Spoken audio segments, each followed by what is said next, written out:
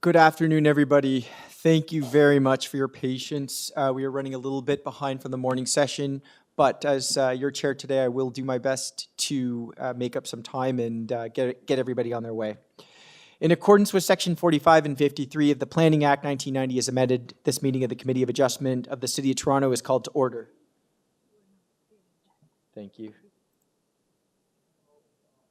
Here we go. In accordance with Section 45 and 53, the Planning Act 1990 is amended. This meeting of the Committee of Adjustment of the City of Toronto is called to order. The Committee of Adjustment considers applications for variances from the provision of the zoning that applies to property, permission to extend or alter lawful non-conforming uses, and consent to sever property to create new lots. We acknowledge the land we're meeting on is the traditional territory of many nations, including the Mississaugas of the Credit, the Anishinaabe, the Chippewa, the Haudenosaunee, and the Wendat peoples, and is now home to many diverse First Nations, Inuit, and Métis people. We also acknowledge that Toronto is covered by Treaty 13 with the Mississaugas of the Credit.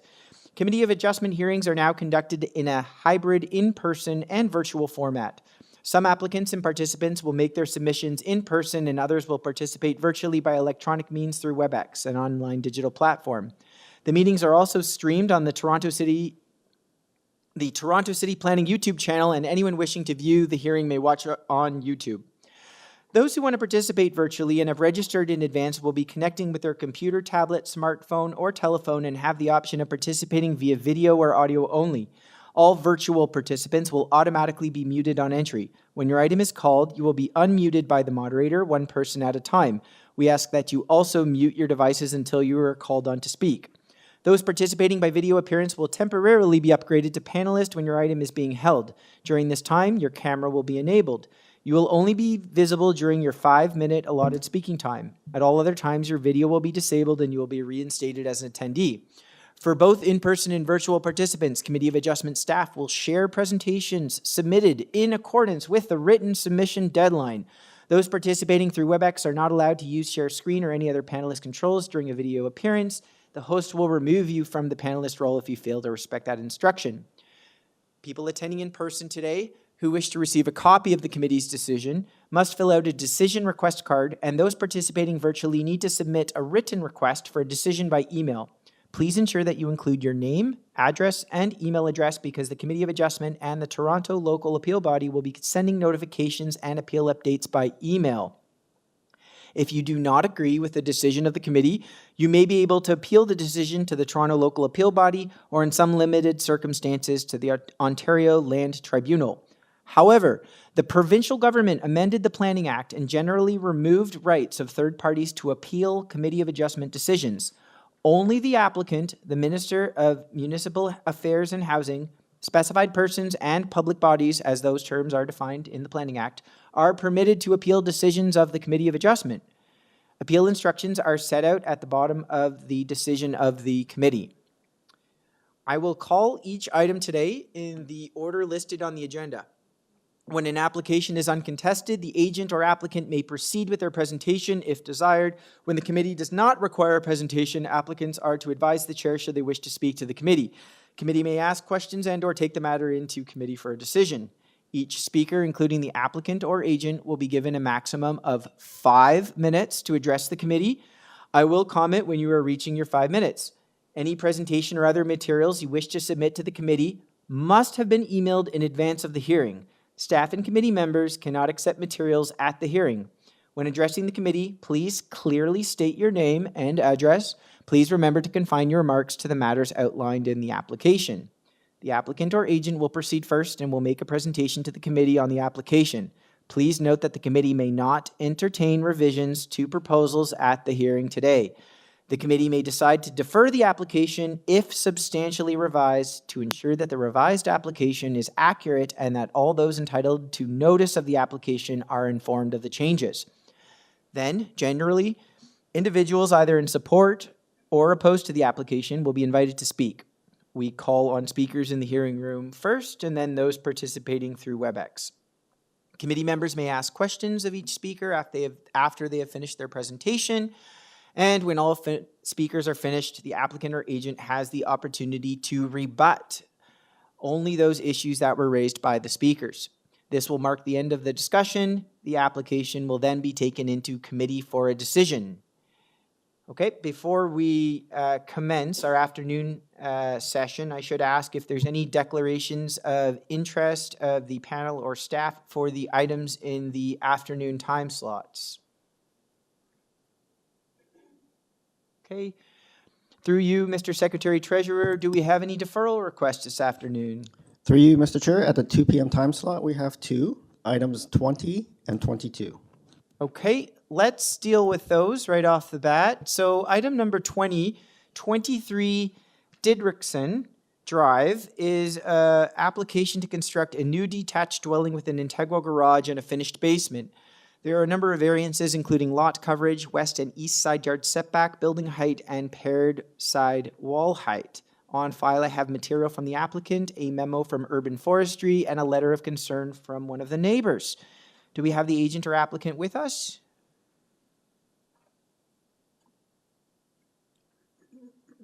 Ali Shakiri, 326 Shepherd Avenue East. Good afternoon. Good afternoon. Welcome back, Mr. Shakiri.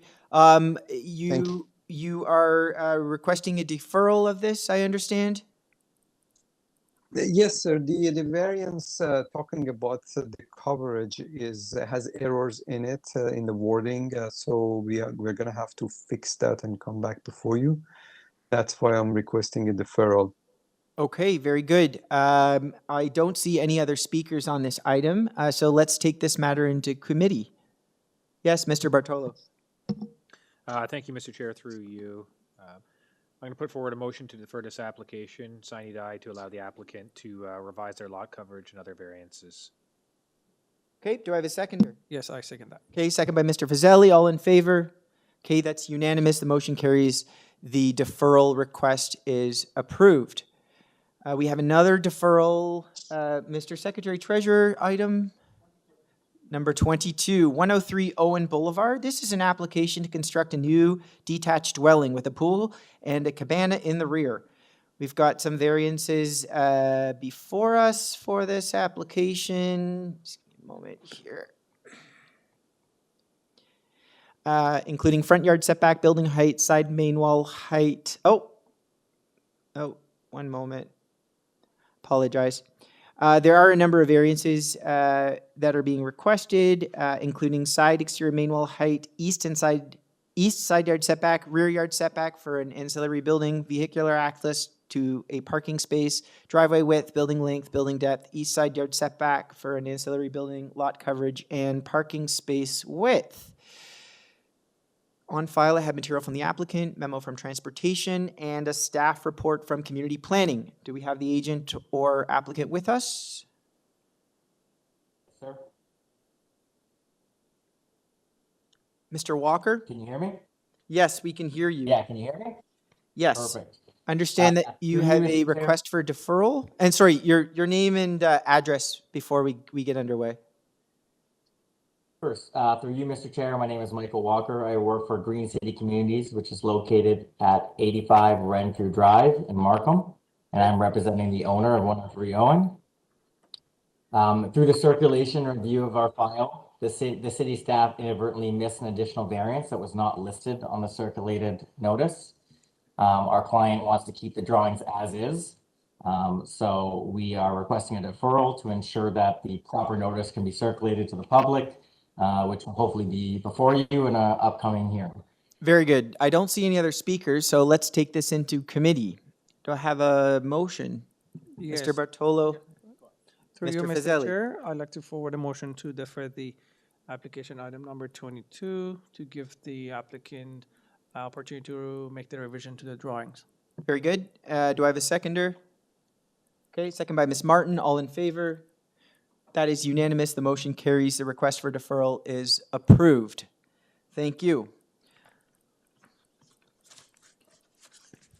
Mr. Secretary Treasurer, I'm just confirming there are no additional deferral requests at this time. Not at the 2 p.m. time slot. There's one more at the 4 p.m. time slot. Okay, thank you very much. Okay, so let's get on to our 2 p.m. agenda, starting with item number 14, 123 Burbank Drive. The purpose of the application is to construct a new 3-story dwelling.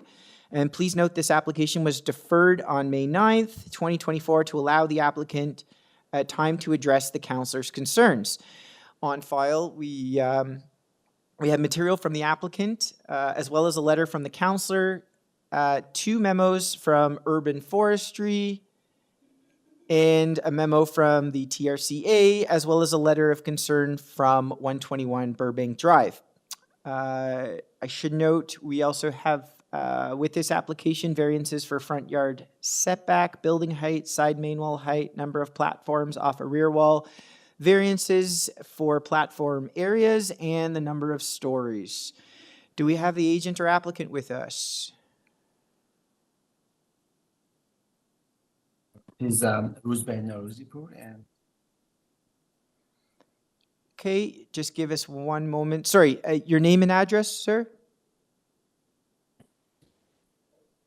she's 157 Bay. We're having some audio issues.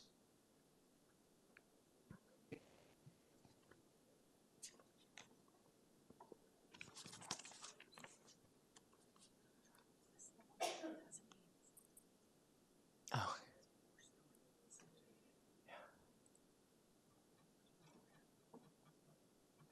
Yeah, that's right. The elevation drawings. Yeah, that's the same one I was. Okay. Do we have our agent with us? Hello. Hello, Hello, could you hear me? I can hear you, yes. Okay, good afternoon, everyone. So this is Ruzbeh Noruzipur, And your address, And- sir? 157 Baythorn Drive, Thornhill. Okay, very good. Just give us a moment. All right. Okay, and you are the agent for this application? Yes, sir. Okay. I'm going to ask for a brief presentation from you. We're going to put 5 minutes up on the screen. Please watch the clock. And the floor is yours. Thank you. So yes, we actually had an hearing on May 9th, and we got the support from the planning divisions of Committee of Adjustment. But 2 days before committee, we got a letter from councilor, and then the application was deferred to the respect to the councilor letter. And we had a meeting with councilor to talk about her concerns and how the design could be modified to be fitted in the neighborhood. And so we worked on those variances. So one of the concerns about the height, that the height was 10.60 and we decreased it to 10.30. And also we considered the main wall as 8.65. Yeah. Sorry, And sir, I'm just going to interrupt. yeah. Is this a modified application? Are you modifying Yes, the public one notice? of those, yes, You are. Okay, I yes, apologize. number 2. All right, let's pull up the Number public 2. notice. I'm going to have staff pull it up on the screen. And please let us know which variances you're making modifications to. So you stated the variance number 2 you were modifying from 10.6 meters to 10.30. 10.3. And sorry, before I jump forward to number 2, is there any modification to variance number 1? No, Okay, no modification. Okay, can we keep going? Take us through the rest of the variances? sure, Thank you. sure. So, so we actually promised not to consider any side windows. So Just take us through the main wall- variances. Sorry, sir. Just take us through the variances and the changes you're making. We'll get into the planning rationale and the merits after. I just want, for the Okay. purposes of a modified application, we need to get this on file, okay? So variance number 1, no change. Variance number 2 is being reduced to 10.3 meters. What about variance number 3? No change for the other variances. Okay, so it's only number 2. Yeah. All right, thank you for the clarification. Okay, No I'm worries. sorry. The floor is now yours again. We'll make sure you got your time back on the clock. Whenever you're Thank ready. you. So we actually kept the main wall to 8.65, and we talked about no windows to the side, so we didn't consider any windows to the side. We do have just windows to the backyard, to the rear yard, and also the front yard. The reason that the proposed front yard should be 9 meter, but we consider 8 meter. One of the main reason is TRCA, stable top of the slope, that we can't go any more to the back, so we consider 1 meter coming to the front. But we talked about this the concerns about the flood, and we consider to have the permeable driveway to answer to the councillor's concern regarding the front yards. So, and we don't have that much major minor, I mean, any variances here, just, and so the time is done, or? Oh. You don't have to Okay. use all your time. We may have questions for you, but if that's what your presentation, if you're finished with your presentation, you don't have to use the full 5 minutes. Okay, so just a couple of more things that here. So we didn't ask too much about the height, and here the 78 Burbank also, this is the maximum that they approved, about 11 meters. The total height also, the main wall, just not too far, 119 Burbank, they got approved from 8.66 meter. And that's why we consider that one in terms of the main wall. And we talked about it with the planning divisions last month. And also the front yard, 145 Burbank. They asked, the proposed should be around 8.9, but they asked for 650, but they actually approved about that. And 111 Burbank, also the front setback was 9 meter, but they approved for 7.33. And the most of the front yard is close to 9 meters, just because we are at the very corner of the street. In that center point, I mean, the setback goes to around 8 meter, but the rest, actually, it's going to be close to 9 meters. Yeah, that's all. Okay, thank you. Any questions? Through you, Mr. Chair, I have a couple of questions. I think your elevation drawings may be marked wrong in terms of the elevation. If you look at A9, it says east elevation, but I would suspect that's the back elevation, rear elevation, which I think would be north. I had a lot of trouble reading your elevation drawings because they're not very clear. And it's very hard to read them. So is A9 the rear elevation? I take it that's not a side. Yes, it's east elevation, and it's kind of rear elevation. Yeah, it's backyard. Okay, I think that probably should be the north, but whatever. I guess it's your interpretation of the compass compared to me. But on that drawing, you show 3 balconies, and yet you're asking for 2. So could you just clarify that? We consider 3 balconies. So if this is 2, I think it was a zoning mistake. So let me see. We consider 1 balcony for each floor. That's all. So that's three platforms, but your variance is for 2. Yeah.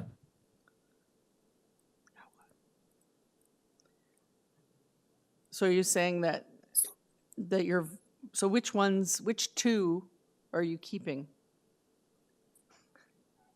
So we are keeping the whole things. I think probably So you don't. if this is not here, it was yeah. It's 3-story at the back, but 2-story at the front. They're not counting the first ground floor one. Since when? Okay, I think because the elevation change. maybe. Okay, that's my question.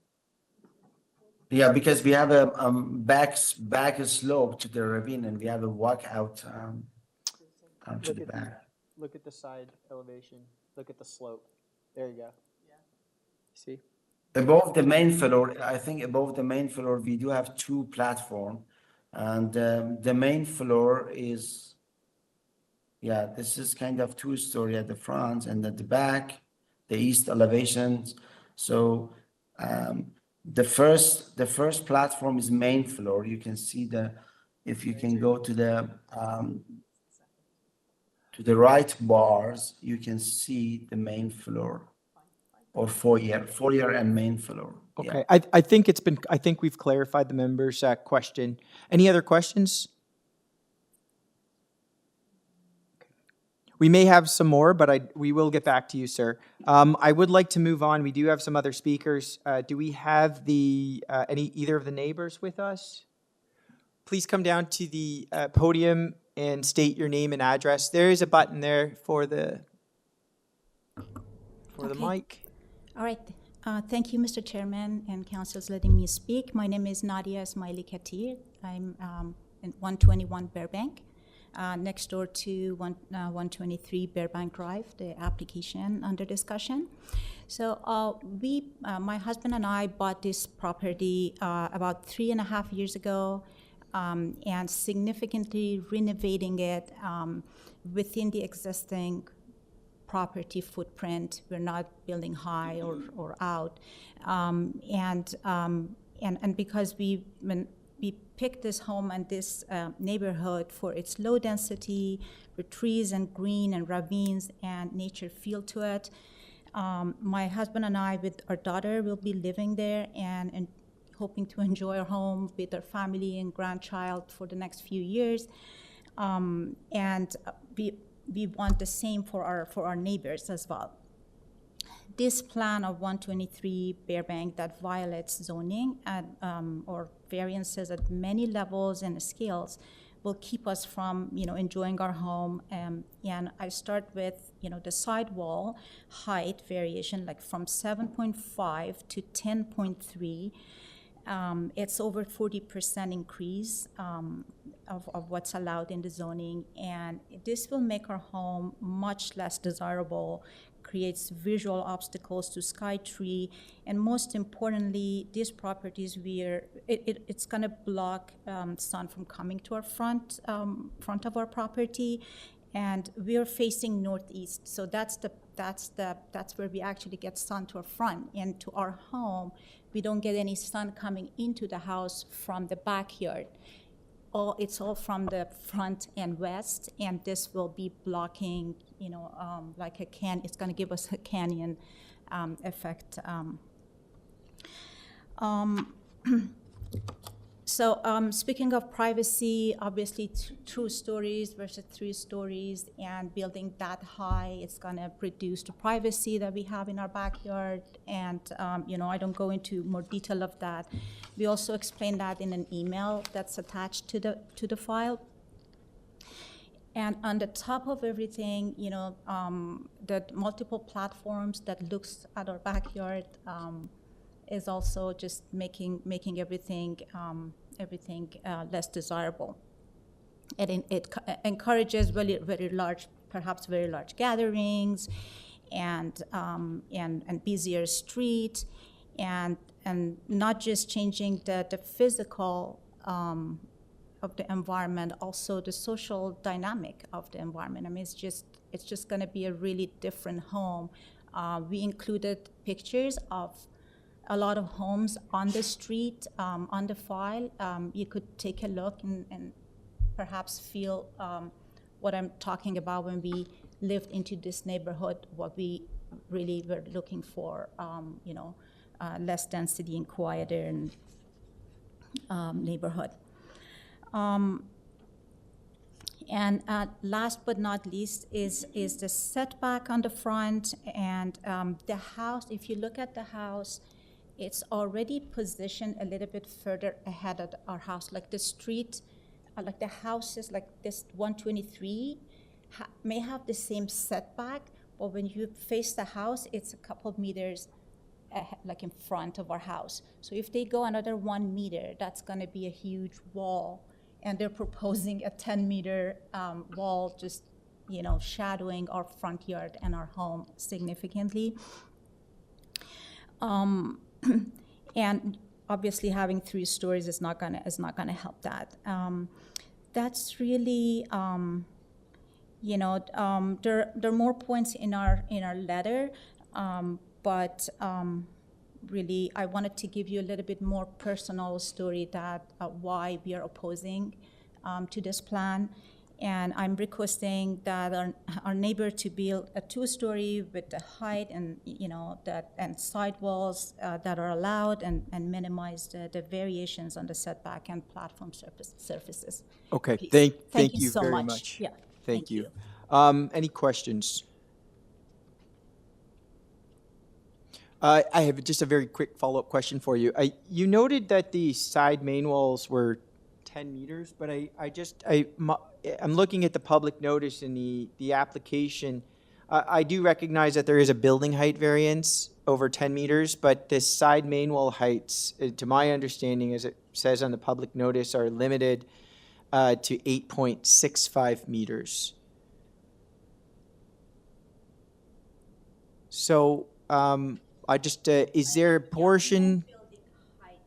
Did you mean you were referring to the height then when you were talking about the 10 meters, or? Yes. Okay, just The sidewall, I'm sorry. Yeah. I may have been confused a little bit about the sidewall. Is there a variance to the sidewall? There is, and I understand for a layperson, they may not understand the difference between a height variance and a height variance that pertains specifically to a wall. Yeah. They are different and they both carry different, but I just wanted to make sure that we were all on the same page with respect that the height really pertains to, the 10.3 meters pertains to the top of the roof, not the top of the wall. And are they asking for variance for the side wall as well? They are, that variance they're asking is 8.65 meters. Versus what? 7.5. So I just want to make sure that we understand the difference between building height and the building wall height, but that is being considered. Okay, thank you. Thank you. Okay, any other questions? I see none. We have another speaker on this item. No, we don't. Okay. All right. Let's go back to the agent for a response. We'll put the 5 minutes up, and please only respond to those matters that were brought up by the last speaker. Okay, thank you so much. Okay, so I just wrote down here some of those concerns to see how much rational. So the main wall, as Mr. Chair actually said, that the main wall is 8.65, which is very normal in this area. So even I think number 119 Burbank, they got approved for 865. Anyway, the 865, 8.5, something like that. This is normal for the sidewall. And I completely understand that they might have concerns about maybe the height, but the total height is not that much. Is about 30 centimeter more than the other houses. Most of the houses in the street are classical. There is a modern houses too, but most of the houses is classical, and the total height is 10 or above 10 meters. But in front of the building, if you can open the section view, I'm not sure if there is a section view at the file because I sent it to the Committee of Adjustment. Is there? I think the section view is yes, it's here.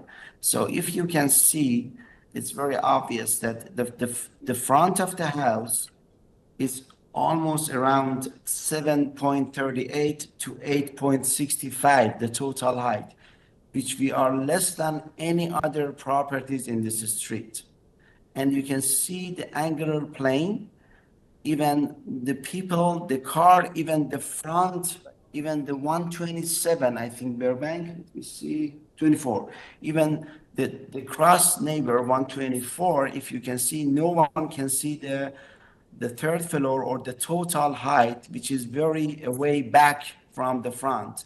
So the front it's almost the average height around 8 meter, which is way less than everyone. So there is no any high wall at the front.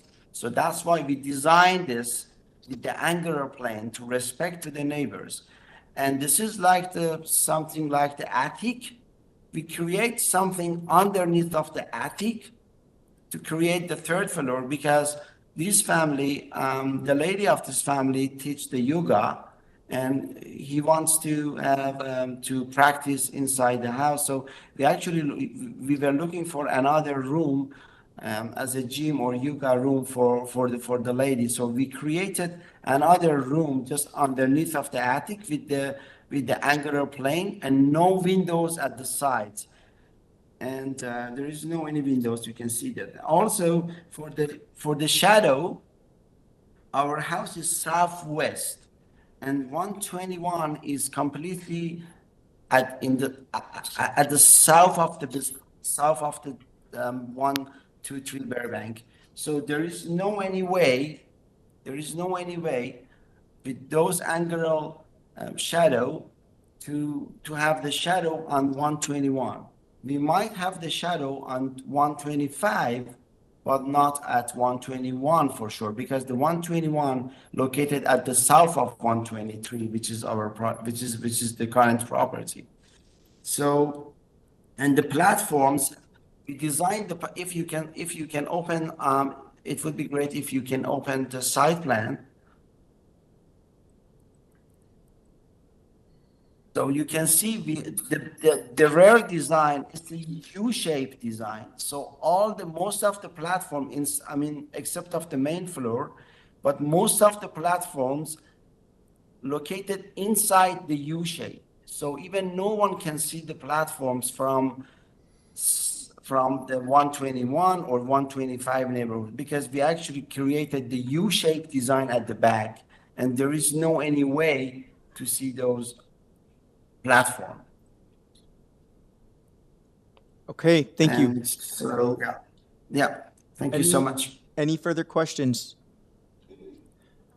Okay. I'm not sure if I have seen this on file. Was there on the file? Can't have, yeah. Yeah, so I wasn't ready to. Any further questions before we head into committee? No? Okay, let's take this into committee for discussion and motion. Okay, I'm ready to put forward a motion. Yes, Ms. Martin. I'm ready to put forward a motion to approve this application. The applicant went back and worked with the counselor and with city staff to make modifications to the project. And I think it's in keeping with consistent with the development in the area, and meets the 4 tests, and the variances are minor in nature. And I presume as amended, number 2. As amended, and I think there might be a 10.3 4, meter and with conditions laid out in the forestry report. Mr. Fazeli seconds that. All in favor? Okay, motion carries. The application as amended is approved. Item number 15, 353 Brooke Avenue. The purpose of the application is for a children's daycare home with 2 parking spots at the front driveway. This is an application that was deferred February 16th, 2023. We've got a number of variances, including front yard landscaping, rear yard landscaping, parking space, in a front yard abutting a street, driveway width, and the number of parking spaces. On file, I have material from the applicant, an email from community planning, and a memo from urban forestry. Do we have the applicant with us? Through you, Mr. Chair, just a quick reminder that there was a revised forestry memo that we can put up. Yes, thank you. Let's pull up the revised forestry notice. I do have some notes that forestry is recommending refusal part of this application. Well, do you want the applicant to present first? Yes, but I mean, and just for time's sake, we can, yeah, perhaps pull up that staff report. Are they here with us? Yes, my name is Anita from Turner First Architects. I represent my client. We are the architects on the file. Okay, very good. And I see the other speaker on my list here, Mr. Gansberg. He's the owner, and he's with your party. Is that correct? Correct. Okay, very good. Just give us one moment here.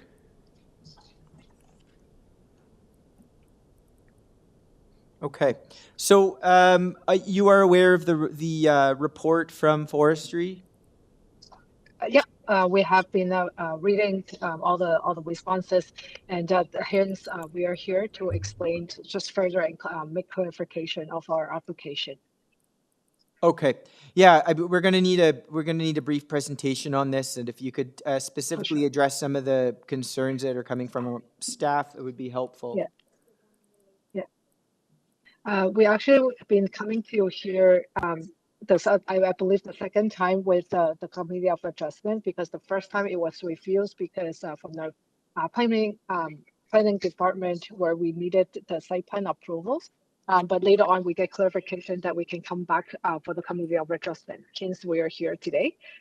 And with the urban forestry comments regarding like the 2 trees that they're concerned with, I wanted to stress that it is in our commitment to keep those 2 trees. One is the front yard and one is in the backyard. Especially when I wanted to stress on the front yard, our house, we are not making any addition to the existing house. It was for interior renovation to a new day nursery. So the front yard, except for the 2 parking spots, we are not changing anything with the greenscape or with the landscape, which is existing, one of the planters at the front yard. Regarding the backyard, we are proposing, however, we are providing in the new scheme that we're committing to 50% of the soft landscaping, which is sort of comply to the zoning bylaw. And then as well as we're committed to keep the 2 trees on the southwest corner, which is outlined in the urban forestry sort of the comment. Okay. And Yeah, so perhaps, actually, maybe I'll let one of my colleagues ask the question, but I have the same question. Yeah, thank you, Mr. Chair, through you.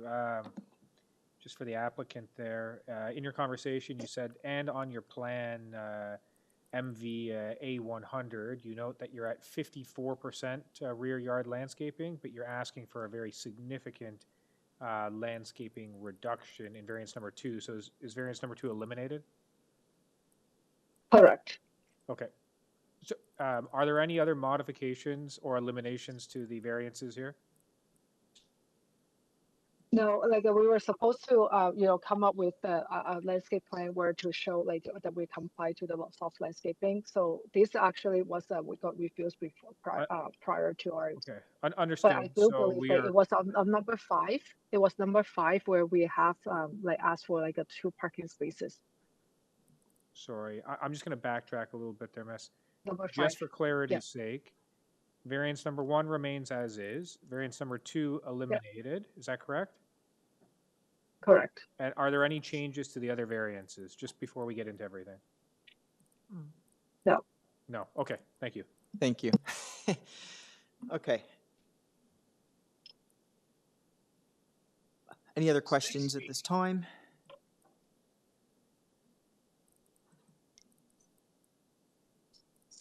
Yes, through you, Mr. Chair. I understand that the applicant mentioned that they eliminate variance number 2. So, and I've heard the comment that they said they're committed to protect the trees. So in that regard, it's not triggering the variance number 3 and I guess, yes, 3 and 4. So you just confirm with us that it is not going to trigger those tree protections, right? Variance number 3 Correct. and 4. Correct. Okay, thanks. I'm a little confused because I thought I heard the applicant state that there were no changes to the front. But then I question why we, except for the driveway,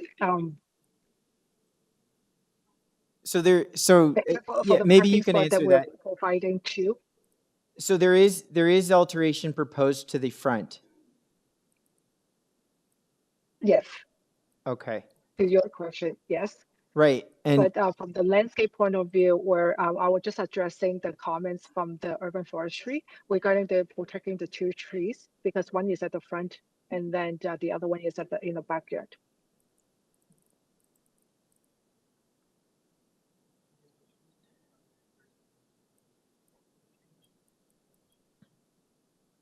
okay, I think I'm not following, I'll be honest. I'm not following here. My understanding is, maybe you can explain to us, is there is an alteration being proposed to the front yard, and urban forestry, because of those changes, has a concern with respect to a tree, an existing tree in the front yard. Can you maybe just explain to us what those changes are? Yeah. And how they So, may or may if- not impact that tree that forestry is concerned about? Okay, would you please go to the site plan? We're sharing the screen. Where is the site plan? Yeah, so if we zoom in on the front at the top, the changes, yes, in technicality of like altering the front yard, we are adding showing the two cars. That is we're proposing. That is the only change that we're proposing, the two cars in front. But then from the addressing the urban forestry concerned, the left-hand side were the existing planters and the softscape, landscape front yard with Right. the tree. We're not doing any changes. But the current driveway that's there, does it not support two vehicles already? That's why we wanted to confirm, because we weren't we were supposed to have four providing for this site, but we're only providing two. So physically, we're not making any alteration, but then from the planning point of view, we are proposing two. Well, you are making alteration, and I think that's frankly what the confusion is all about.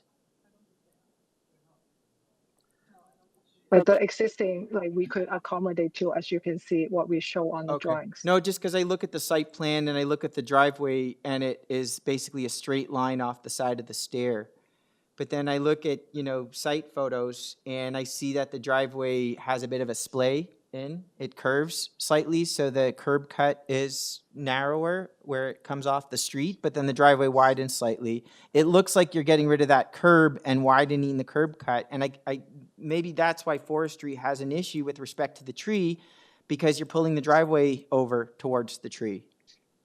Right. By getting rid of that splay, right? So this is yes. So this drawings presented to you is an older version, but we are coming to represent that we are committing to protect the trees. Okay, so it's not required alteration. I understand. For that So tree. it sounds like you're in the process of putting together a revised site plan in order to address forestry's concerns with respect to the trees? Yeah, because that comment showed, yes. Correct. Okay, so might you benefit from a deferral then? So that you can sort this out with because forestry that and come was a back? very minor change. But then that was a very minor change in the. You think, essence I mean, that you're we are putting not forth it's making minor, any- but forestry doesn't seem to think it's minor. They're recommending refusal, right? So if it's But we something are that you here to might be able to commit- work out with them, and yeah, let's pull up the revised because forestry I memo. believe that I believe that it was submitted, the revised version. The revised site plan? Yeah, I wasn't aware that it wasn't presented today. And what's the date of this revised site plan? June the 3rd. Okay.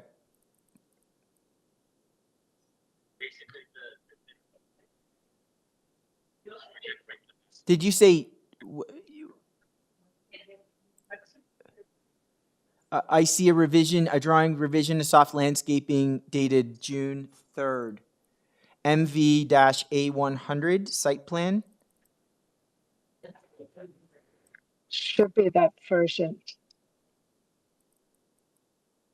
Yeah, I don't see those amendments you're talking about with respect to the trees. In fact, the trees are not even included on the site plan.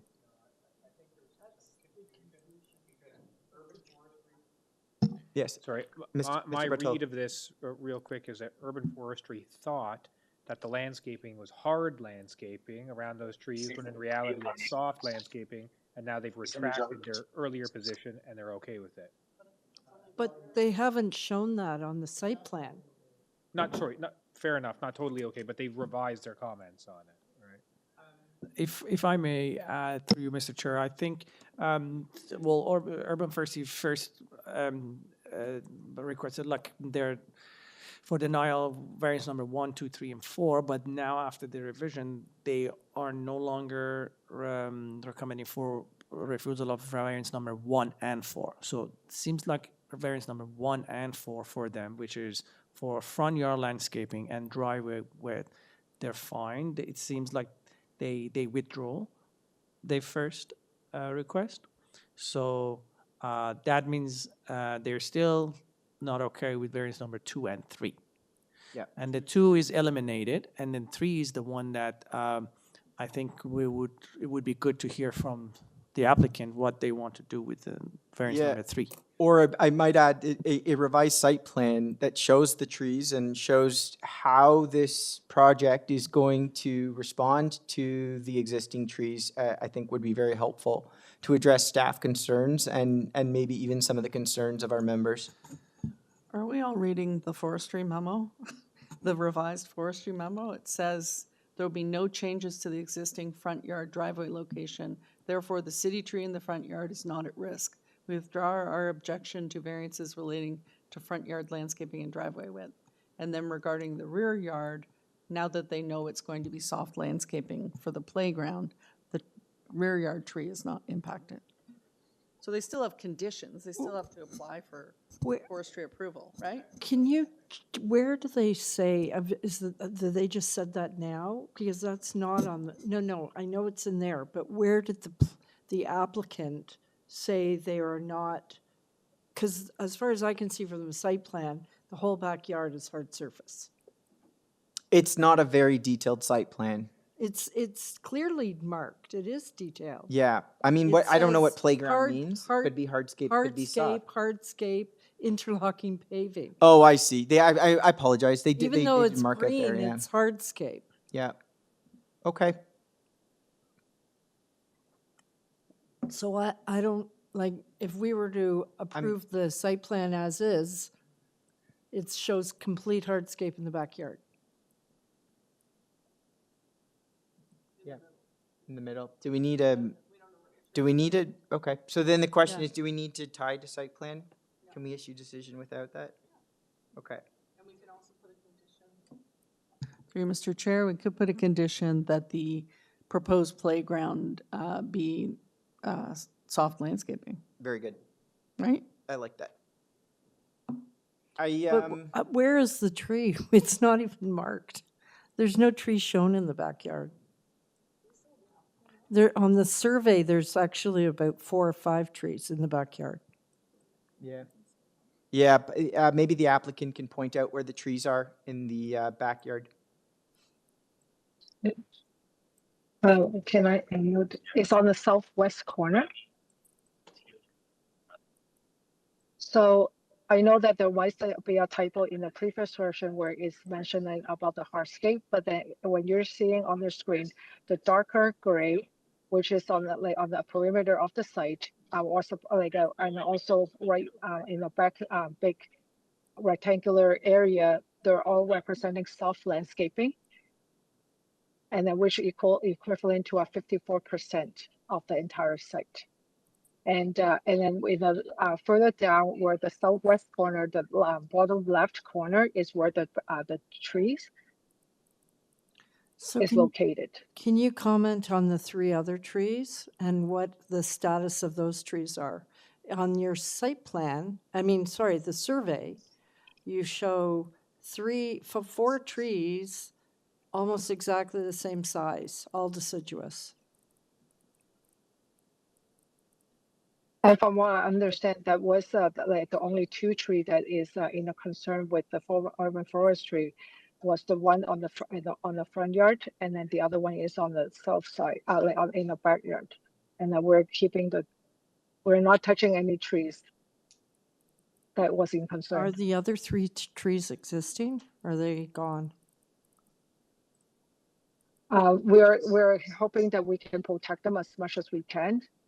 And then at the same time, we are in the design with like a play structure putting on like in a lighter gray area in the backyard. Through you, Mr. Chair, to the applicant, can we just confirm that that proposed playground that is currently shown as hardscape on your site plan will be soft landscaping? It won't be. It will be the soft landscaping is in the darker gray area, which is equivalent to The perimeter. And 4%. closer to the house. The perimeter, the darker gray on the east side, kind of doing in a U shape, and then also a bigger rectangular or square-ish area right behind the house. Where are they getting 11%? That's where I'm confused. Because there seems to be more soft landscaping. But it's removed.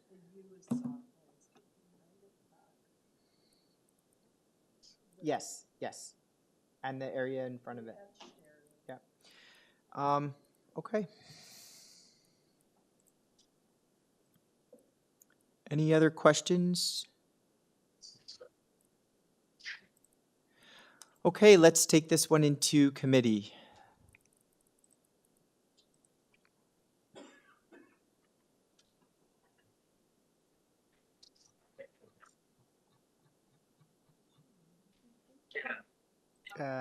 Remove number 2.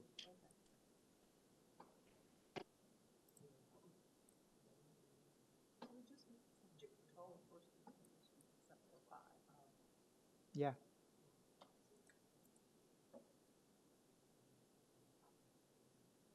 Yeah, staff, could we just put the newest urban forestry memo up on the screen?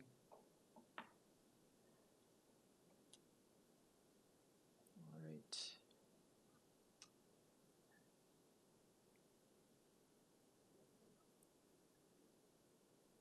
Thank you.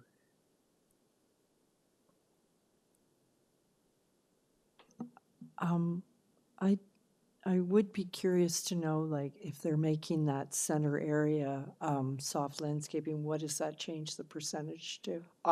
My understanding is they've removed variance number 2, which pertains to the rear yard landscaping, so they would be required to comply with the bylaw. Oh, okay, okay. It's a bit of a thank you. moot, like, to kind of cherry pick if they. Sure, if they're they've comply with the removed it, bylaw I back don't, there. they've complied with at least 50%. Well, I mean, that was the one variance I had an issue with at 11.2%. It was just not enough. But the fact that it's removed, it's sort of I just sort of take it out I'd of be my- surprised if they're meeting 50% though, if they're only keeping that U as soft landscaping. They may find out they have to revise, but they can do that, I guess, further along the process.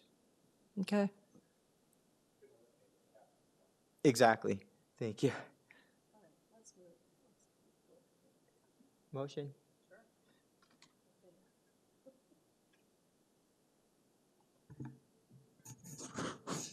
Are we in committee? Yes, we are in Okay. committee. Through you, Mr. Chair, I'm ready to make a motion for approval of this application as amended, i.e. variance 2 has been removed and subject to forestry conditions 1 and 2. As in accordance with the revised forestry memo, whatever date that was, staff can add. Thank you. Do I have a seconder? Okay, second by Mr. Bartolo. All in favor? Okay, that's unanimous. The motion carries. The application as amended is approved. Thank you very much. All right, item number 16, 237 Lord Seaton Road. The purpose of this application is to legalize an existing rear deck. This is an application that was deferred on November 23rd of 2023. We've got variances before us, or one variance before us for rear deck projection, on file material from the applicant, a staff report from community planning, and correspondence from 235 Lord Seaton Street. We've got the agent with us. Good afternoon, Mr. Chairman, members of the committee and Committee of Adjustment staff. My name is Andrew Palumbo of Ian Hall Planning Limited. I am the planner and agent for 237 Lord Seaton Road, and my address is 38 Betty Nagle Street in Toronto. Okay. This is a minor variance application to legalize an existing rear deck, which requires a variance to its projection from the rear wall. As the chairman mentioned, this hearing is taking place in response to a deferral decision that was issued by this committee back on November 23rd in 2023 in order to allow for the owner of 237 Lord Seaton Road to the opportunity to explore additional visual mitigation measures between his property and the adjacent neighbor to the south at 235 Lord Seaton Road in order to address concerns around privacy and overlook.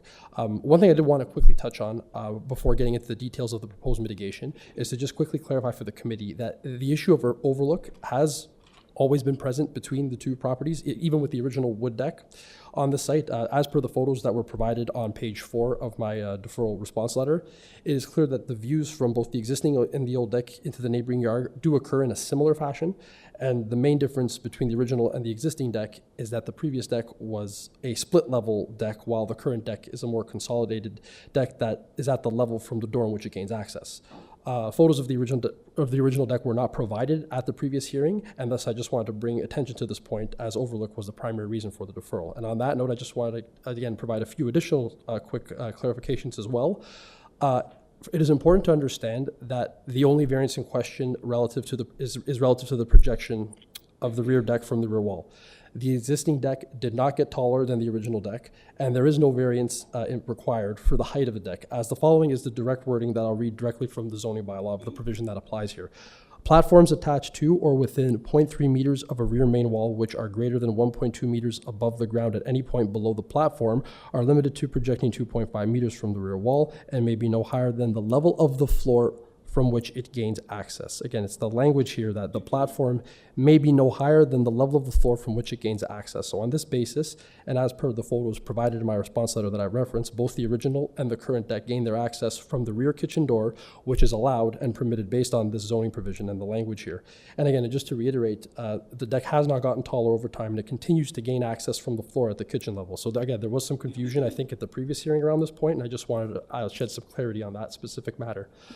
Secondly, there is also no variance required for a side yard setback reduction, as the deck remains in line with the south rear main wall of the dwelling, and it does not get closer to the south property line, and there is no encroachment of this deck into the side yard setback. But notwithstanding all of these points, as just mentioned, after careful examination of the visual mitigation alternative since the deferral was issued, my client has proposed visual mitigation as per the 3D renderings that were provided to both the city and the adjacent neighbor prior to this hearing, which includes providing a raised planter box that spans directly alongside the south limits of the rear deck, and which will house tall cedars to provide a thicker, more prevalent tree screen in between the two properties. So as a result of this modification, privacy and overlook between the two properties, in my opinion, would be sufficiently addressed if approved. Upon just one other, just to clarify, upon providing these renderings to the city, planning staff confirmed their continued support as per their November 16th, 2023 report, which raised no objection to the proposed application. So just to ensure that, to clarify, city planning staff was and still remains in support of this application, and I just want to ensure that this was made clear because at the original November 23rd hearing, there was actually an oversight to acknowledge the positive city staff report at the outset of the hearing. But in conclusion, it is my opinion that the proposed visual mitigation addresses the reasons for the deferral and supports the proposed application, which in my opinion meets the 4 tests of a planning act and should be approved by this committee, excuse me. That concludes my presentation. I thank you very much for your time this afternoon. Happy to answer any questions. Thank you. Any questions? Sorry, the visual mitigation, in addition to the planting box, what is it? Is the glass translucent? Or I'm misunderstanding something. In terms of what's being proposed as visual mitigation now, it is a raised planter box that'll house tall cedars that'll grow and provide a visual barrier for anyone standing on the rear deck. Okay. Sorry, I lost my... Artificial cedars, but because the owner is present, so just clarifying that. Oh, okay, that's how they can be high. Correct. Thank you for the, thank you. That's the clarification there.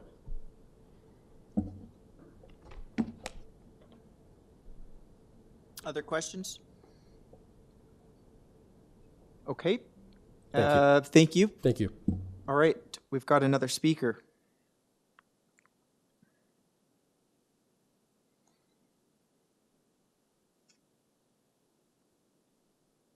Hello. Welcome back. Your name and address for us first. We are Surjit and Gaurav Marwaha, and we are at 235 Lord Seaton Road, and we've been living there for 18 years. Should we start? Okay. Today's hearing is a result of the deferral that occurred from the last hearing held in November, in which your committee specifically directed the applicant to submit new drawings for a modified deck that incorporates privacy screens that extend at least 2 meters above the base of the deck. They asked, or you asked, the applicant to provide new drawings that showed revisions to the deck itself that would permanently address the loss of privacy. Where are these drawings? It has been nearly 7 months. The applicant has failed to address the committee's specific direction and avail itself to the opportunity to resolve this matter in a forthright manner. The applicant's proposed solution and renderings were only emailed to us on May 28th and do not address what the applicant undertook to this committee to do. In good faith, we have had the applicant's proposal reviewed by a reputed arborist, Davy Resource Group, which is attached and provided to you. As you can see, they have concluded that installing a raised planter box to house cedars or planting trees in that space is not a viable or sustainable option. And now they've just mentioned it would be artificial cedars. Upon receiving the applicant's proposal, we communicated our concerns and were assured that they would get back to us. Unfortunately, we haven't heard from them. This is reflective of the same blatant disregard that the applicant has demonstrated for nearly 3 years, and we ask you to consider this disingenuous behavior in making your decision. In 2021, the applicant evaded city inspectors for nearly a year. Then upon finally being confronted by a city inspector, he claimed that he had only changed the boards of his original deck, but had left the framing of the original deck unchanged, a complete fabrication which led to an order to comply. Secondly, he presented this committee with false statements about a privacy screen being in place between the properties prior to the construction of his new deck. This temporary measure was put in place under duress by us and now exceeds code. Thirdly, when required to file as built drawings, the applicant filed conflicting versions on September and then subsequently in November 2023. We are truly at loss on a post-deck basis certified architectural drawings that provide completely different information on structure size and height was submitted to your committee and need to be investigated. Lastly, the committee members were focused on the deck height during the last hearing due to concerns about the large projection variance coupled with any increase in height. The consultant provided false information by stating that the height of the original deck was unchanged. We were not given the opportunity to challenge this. The step onto the upper deck was removed. We have provided before and after pictures of the deck showing the height changes. We urge the applicant to provide pictures from the kitchen entrance leading down to the upper deck. The onus should be on the applicant to come forward with this information, and since they have not done so, this committee should give us the benefit of our position and take into consideration of variance requested. Initially, the neighbor's back kitchen entrance only led to a small balcony that was used to house a barbecue station. The balcony or small perch was connected via a staircase to a much larger lower deck with minimal privacy concerns. We are at a complete loss as to why the applicant, without consultation, built an enormous deck on a single platform that sits at a height that gives them direct sight lines into our backyard and into our house. We love to exercise and practice yoga in the backyard. How violated would you feel if people were staring at you in your space? Needless to say, very uncomfortable. These incidences of privacy invasion and discomfort continue to happen. We need your help. This applicant did not comply with your committee's directed in November, but provide drawings for a large privacy wall on his deck. This variance is not minor in this situation, as our privacy has been directly violated, and without you to hold this applicant accountable, we have no recourse. We are left exposed and stressed in our home at the expense of the applicant's disingenuous actions for the past 3 years, as that continue as we speak. We're happy to address any questions. I have just a follow-up question. Is it then your preference? We've got the deck as it's built. Is it your preference or your expectation that the applicant were to create a privacy screening on the drawings to a specific height along the property line? Was that? It was the committee had suggested, or basically directed him, said they'd like to see drawings where it's from the base of the deck 2 meters high. So you can't see people, and they haven't done that. And it's us chasing them down. When you say the base of the deck, you mean the floor of the deck, of the raised floor deck? plus 2 meters up. So rather than a planter being to the side of the deck, we're looking at some sort of privacy screening or mitigating factor that's actually on the deck, and for the length. Part of the deck, so it's permanent. So it's permanent. And to get cedars that are 4 meters high, which is the deck is 2.5 plus the cedar height, it's very difficult to plant those as per the arborist report. And Davies is a reputed arborist. And did you engage in discussion with a neighbor about what screening or privacy measures would be? Okay, I will answer this. So they built the deck. We asked them if there were permits. They said they were getting the whatever they need. No, we know the whole backstory on it. So, I know this file very well because I heard it last year. We did say, they said that they were going to come back with something else, and they haven't. They never responded to us on our letter dated that we sent to them. Okay, but I'm asking you guys, what the expectation, if I'm the neighbor and I came to you and said, how do we resolve this? Are you guys essentially, is the concern that there's no privacy screening along the side of the deck? I know that. We built something, but it's not enough. Okay. But if, I guess I should ask, because oftentimes with privacy screening, while it can help to mitigate sightlines, it also adds to massing, right? And I don't want to give sort of any, I don't want to lead you in terms of, where, I don't know where my colleagues are thinking right now, but my question to you guys is if you guys, if this were to be approved, would there be a preference for a wall of a screening on top of the deck, or would the preference be to not have that? And that's if my colleagues felt that we have no choice. What we're saying, we're asking for your help. People stand on that deck; they can see into our house. Right. Okay. So you do have some sightline issues here. Yeah, and overlook to the rest of the yard. Okay. So it's direct views into our house, and had we been given the opportunity at the beginning, we would have asked them to lower the deck a bit or decrease the size, but that's not going to happen. Yeah, I know, and I agree. I think a lot of this could have been sorted before it was actually built. Okay. Thank you. Any questions for the speaker? No. Okay. Thank you very much, guys. Thank you for coming back. I am going to ask the agent to come back and respond only to those comments that were made by the adjacent neighbors. Through you, Mr. Chairman, actually, the owner is here as a registered speaker and would like to present as well. Well, he's not going to get a chance to present. We're at the point where we can respond to the neighbors. So either you can do that as the agent or he can do that as the homeowner, but we are not in a position to have any more new evidence presented on this file. I'll go through with it then.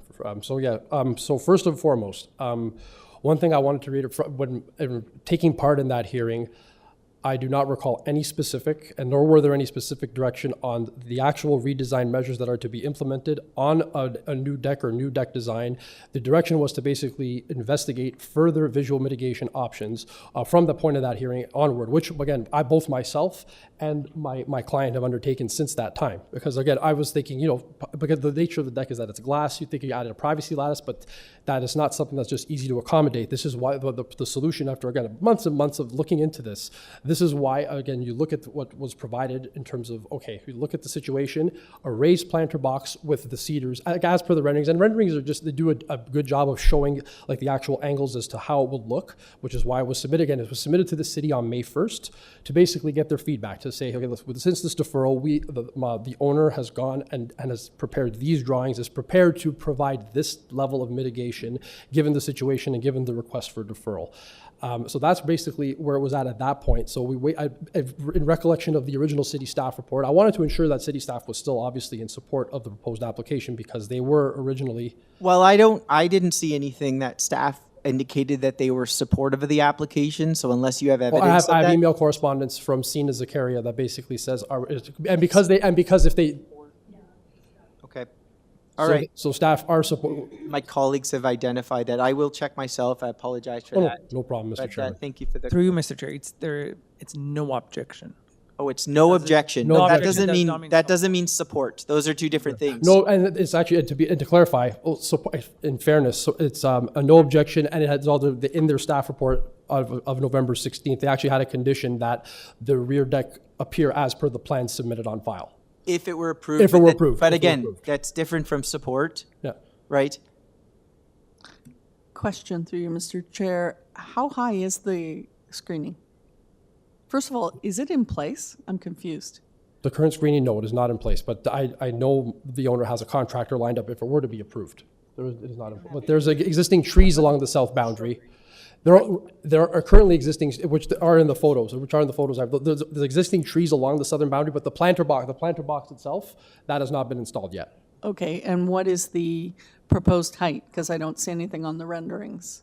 What's the proposed height of the artificial cedars that would be installed? The artificial cedars would be of 6 to 7 feet. They come in varying sizes, but 6 to 7 feet and so they would start at just below the floor of the deck and go up 6 to 7 feet. So the planter box would be raised with the deck then? The planter box would be raised attached to the height of the floor of the deck to provide it, because otherwise it's not possible. It would be possible to plant on my neighbor's side of the fence, but the topography does not allow to plant on my side of the fence because it slopes away. So we couldn't do that. That's why originally the recommendations were to plant the trees, which we do, and which are growing in quite nicely and are all happening. But to provide a more immediate solution, we went and looked and found a solution to create a raised planter box and put artificial trees. So we don't have to wait for them to grow in. We don't have to wait for them in seasonality. It would happen immediately on that basis. So ranging in height from 1.8 to 2 meters, would you say? 6 Sorry, to say that 7. again? 6 feet is 1.8 meters. Correct. So 6, they 7 would feet be is 1.8. So the height of it would be 1.8 possibly to 2. Slightly, and possibly slightly higher, because they do come in ranges of 6 to, I think it's actually 6 to 7.5, because they don't come with exact dimensions there, but it'll be a minimum of 6 feet though. Okay. Sorry, can you just explain the planter again? So the planter is from finished grade up to the top, no? No, I think there's a picture there that shows it from the side. The idea would be to raise the planter from the ground level to a height that allows us to plant at a level that's in line with the base of the deck, the floorboards of the deck, sorry. And by plant, we mean glue or they're not secure. glue, they're actually formal cedars, so they're not actually just plastic pieces, they're actually true artificial. They actually do get planted into soil and stone. Oh, okay. Yeah, they're not, they obviously don't grow in there, but they are planted By in there. finished grade, I meant ground. So ground up to the top of the deck. Yeah, so and then the cedars on top. Exactly. Well, inside of them, yeah. So the box would sit, the bottom of the box would probably sit a foot below the deck, I would assume, somewhere around there. And then you'd have some soil and stone in there, and then it would go in there, and then it would rise from there. Okay. And I think there's a picture that shows there's one picture that shows it from a side angle. You can see that. So you haven't done that yet? You're going No, to do it was, as I said, we originally, there's also a picture you can see. We did originally plant a number of trees between the properties, which have actually grown in quite nicely, which is also in the report, but that was deemed potentially not to be sufficient. So we've left those there for now and wait for further instructions as to what is the best way that we were able to determine in terms of talking to a number of landscape designers Unfortunately, most landscape designers did tell us that letting the trees grow in on both sides of the fence is probably the best solution, but we understood that that was not satisfactory, so we looked to find something else, and that's what was recommended. So I'm sure you you looked into using real plant material too, not. Sorry, couldn't So you? I'm sure you looked into using real plant material as opposed to artificial cedars? I did, absolutely we did, but Yeah. understanding that the real cedars won't grow in the raised planter box, they would eventually die in Yeah, there. yeah. And to get the height that's needed because of the raised deck I'd need to find 15 or 18-foot cedars, which you could only plant those with crane. That's just not feasible for the space that's there. Plus you'd they be, could have been planted on my you'd be neighbor's side, but- watering until you. Sorry? They take a lot of water. They would take a lot of water, and we already have erosion there because the way the topography is that it slants off from my neighbor's property down to mine. That's why there is this height differential, which if you could just pull up the picture, you'll see has always existed. That was always there regardless, because just the way the topography is. There's a picture that shows what it looked like prior to this deck being built, which is what the overlook was, and will continue to be there. Through you, Mr. Chair, there's some comments for you and questions, perhaps. When the neighbor they were talking about, and then Mr. Chair requested what are the remedies that they could, like they think of what would be the solution for them. They were talking about like probably screens or something on top of that, right?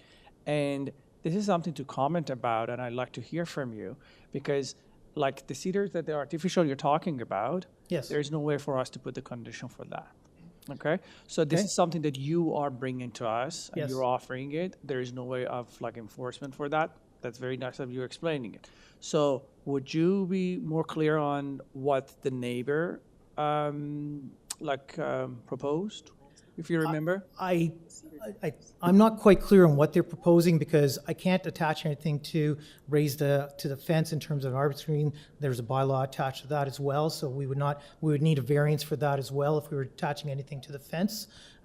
Anything else that we could do there, it is a glass panel, so there isn't anything I can attach to the rail itself that would work. So like I said, we did try and examine as many possible alternatives to this as possible, both from a perspective of look as well as for density in terms of getting maximum coverage to it.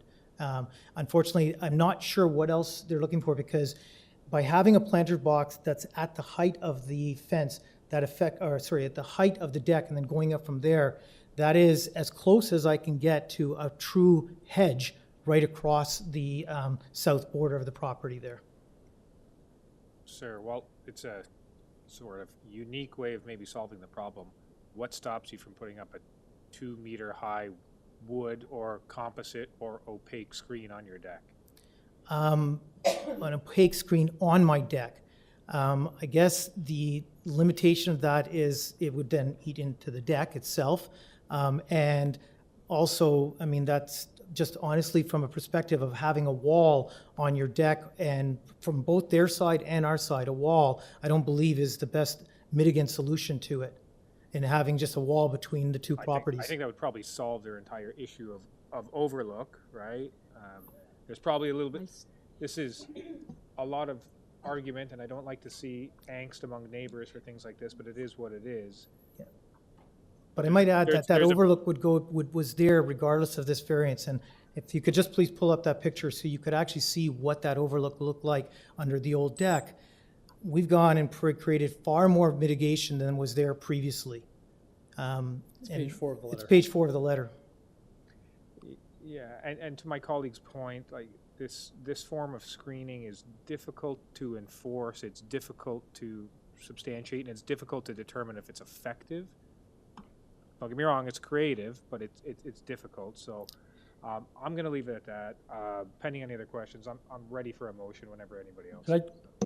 Can I make one quick clarification, Mr. Chairman? One quick, just very quickly. Very quick. This is the We're whole. over time. Oh, this is why we submitted to the city and to the committee before coming back here to see if there's anything that could be done to obviously make sure, like, as the owner's willing and ready to implement the solution, and that's the whole idea of submitting earlier, to see if there's anything else that's required to make sure that it gets implemented as such. Okay, Yeah. very good. Thank you. Okay. we've heard from everybody. Let's move into committee with this and render a decision.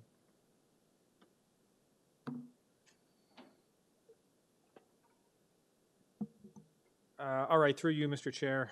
It's, like I said, it's an unfortunate situation. I hate to see the neighbors argue.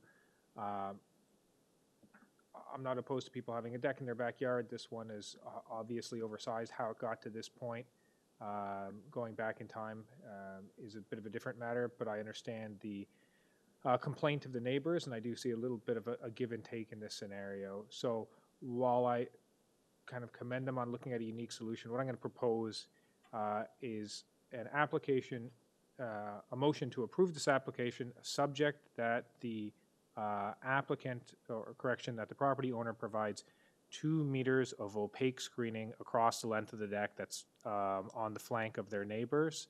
Let me just refer to the plan.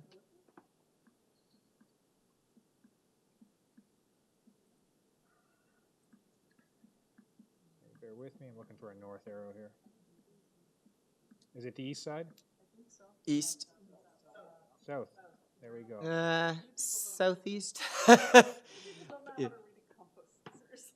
No, am I not reading the compass right? I guess it's, I got one Google, southeast? It's the southeast side, and that's abutting number 235, correct? Correct. Okay, I think that should be sufficiently clear. 2 meters from the floor of a deck, opaque screening across the length of the deck, southeast side, adjacent to number 235. Okay, do I have a seconder? Yes. You've got a planning report asking to tie to site plan. Or the deck remain where it is. Yeah. Understood. I'll accept a friendly amendment, and in accordance with the recommendation that the rear deck remain as shown on the site plan drawing attached to this report. Okay, do I have a seconder? Second by Ms. Martin. All in favor? Okay. Okay. That carries. The motion carries. The application is approved as amended. There was no opposition. No, unanimous. Just have that privacy screening in. Okay. All right. How are we doing? Our staff members okay? Do we need a 5? Are we okay to keep going? Okay. 5? Okay, 5 minutes. Let's resume in 5:42. Or sorry, 4:42. Yeah.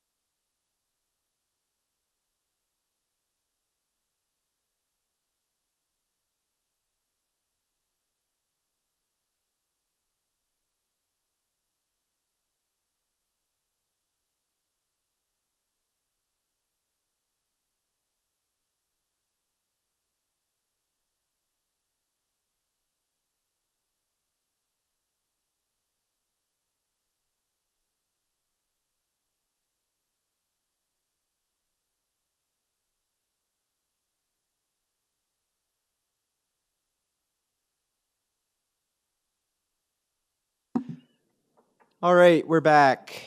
We are on item number 17, 152 Holmes Avenue. The purpose of the application is to legalize and maintain the enclosed front porch. This application was deferred on April 11th in order to provide the applicant an opportunity to consult with community planning staff and the ward councillor. We have two variances before us for eave projection and platform encroachment into a side yard setback. On file, we have material from the applicant as well as an email from community planning. Do we have the agent or applicant with us?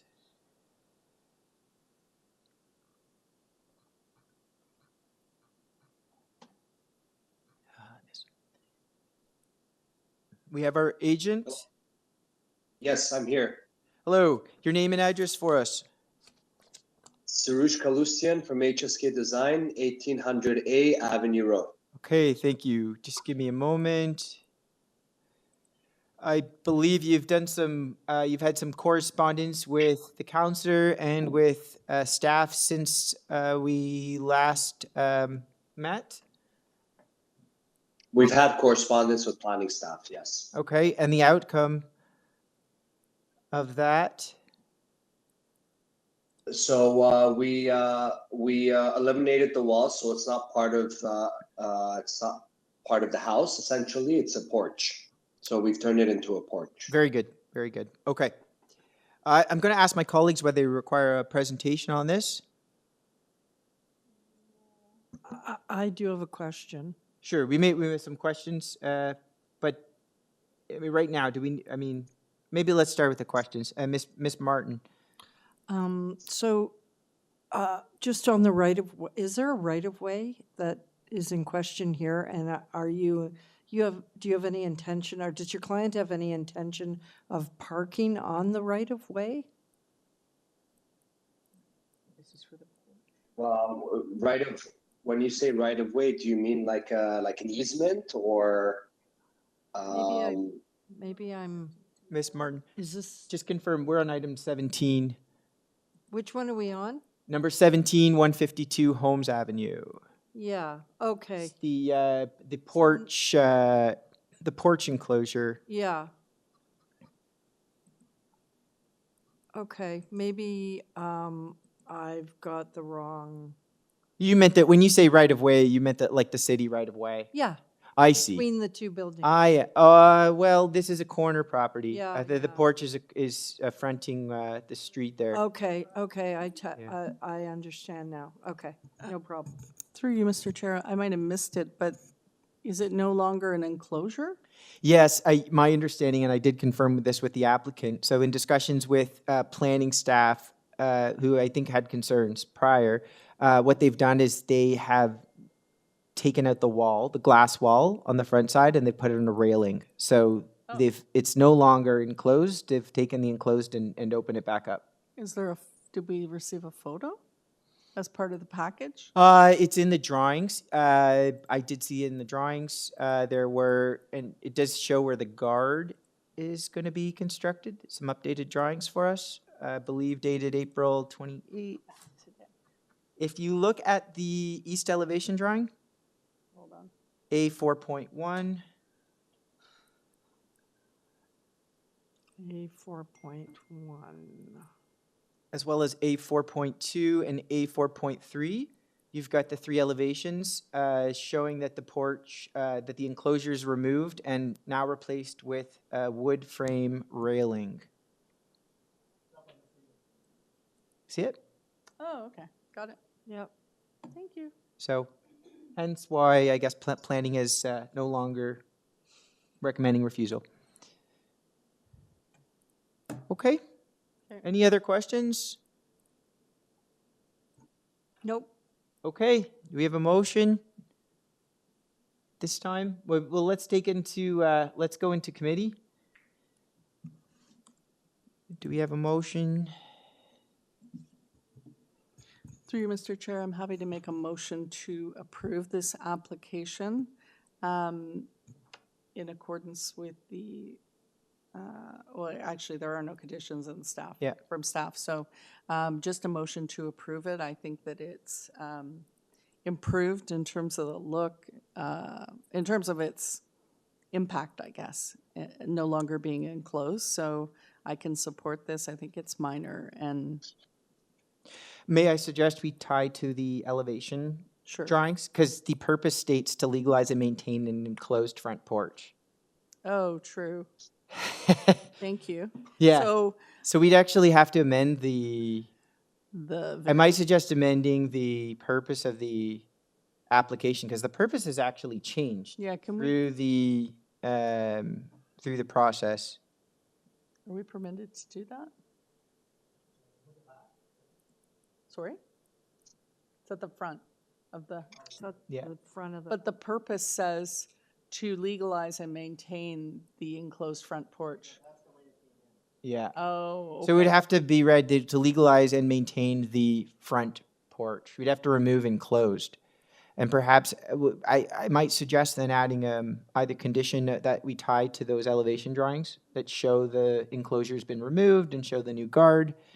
And if that doesn't suffice, then perhaps a condition just stating that the porch or, the porch shall remain open. Maybe all of the above. So how about a motion to approve the amended application, because it's amended, excuse me, by the plans? Yes. So to approve the amended application, which shows a unenclosed front porch, and make it a condition of the, or subject to the elevation drawings? Too complicated? That wording does not show up on a decision. You either approve it, defer it, refuse it, or approve with conditions. Or Approve with conditions.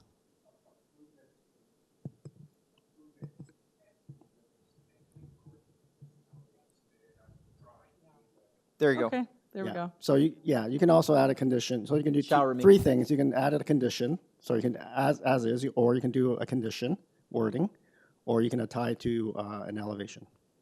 But the wording, I understand what you're trying to do, but our decisions don't reflect verbatim of what you say. Okay. So maybe Mr. Bartolo would like to put that forward, because Through you, Mr. Chair, I'll put forward a motion to approve this application, subject to it be built substantially in accordance with the elevation noted on drawing A4.1 of the package of the application package. So if I may, 4.2 and 4.3, just given the side elevations and just to ensure that that is also open. Accept that friendly amendment. I think you should put a drawing date, because they've got a whole list of drawings. So I would put March 8th, 2024. No issues. Great. So just for clarity, we will put forward a motion to approve this application, subject that it be built substantially in accordance with drawings 4.1, 4.2, and 4.3. That's revision number 9, March 8th, 2024, issued to the Committee of Adjustment. Thank you very much. Do I have a seconder? Second by Ms. Martin. All in favor? Okay, that's unanimous. The motion carries. The application as amended is approved. Thank you.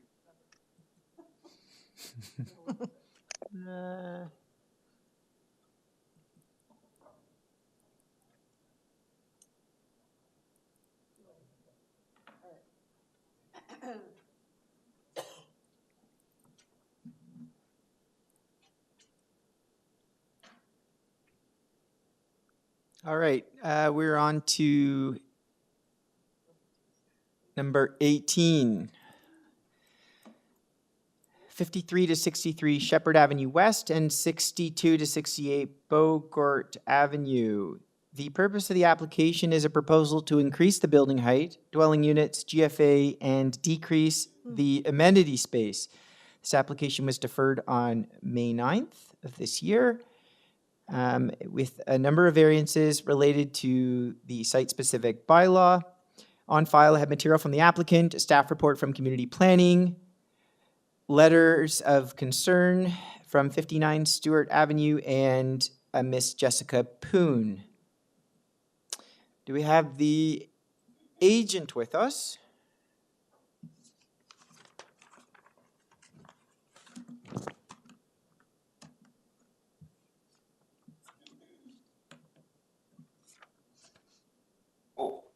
Mr. Goldberg. Members of the committee, my name is Michael Goldberg. I am a principal at Goldberg Group, 2098 Avenue Road, Toronto, M5M 4A8. I'd be happy to do a presentation if you require it. And if you do want a presentation, I'd ask that the presentation be put on the screen. Yes, sir. I believe we should hear a presentation on this one. It's my understanding that community planning is recommending refusal of the application. So I think that perhaps a presentation that might speak to some of those concerns that were brought forth by city staff. No problem at all. I'll just wait for the presentation to come on the screen. Of course.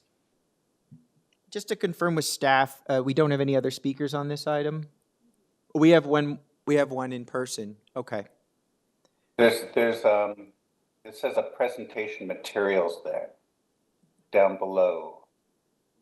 There we go. There we go. That's great. If you could just turn the page once to page 2, there we go.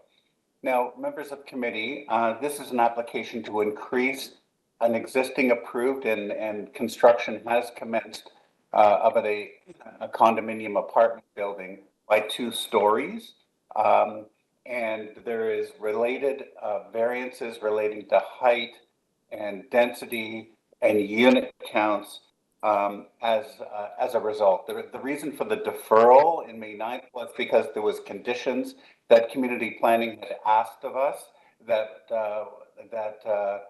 we did not think was appropriate. We have since spoken to community planning, and now you have a July 4th, 2024 report, and we are satisfied with those conditions that are embodied in this should you decide to approve this. The motivation behind this application is, you can just imagine there's been significant and profound increased costs over the last 2 years and 3 years since the original performers were created. The new application creates 50 units on the 2 additional floors that are being proposed. And importantly, there's 2 affordable housing projects that should you decide to approve this application, there will be 2 affordable housing units created for Habitat for Humanity. If you can see on this page, and I apologize for a few of the spelling areas of streets, but you can see we are just west of Beecroft, not Beercroft, but Beecroft, and just west of Albert Standing Park. We are at the eastern edge of the Lansing Sheppard secondary plan area. And as you can see the subway station there. We are 170 meters, or about a 2 to 3 minute walk from the entrance to the subway station. If you can just turn the page, please. So this just is a site. In the original proposal, there was some parkland dedication in the southeast corner that was adding to Albert Standing Park, and it's not Young Street at the corner. That is Beecroft. I apologize for that. Next, please. You can see we are just outside of North York Center, and it goes from 49 stories approved right at the corner at Sheppard. It goes to a 35-story building a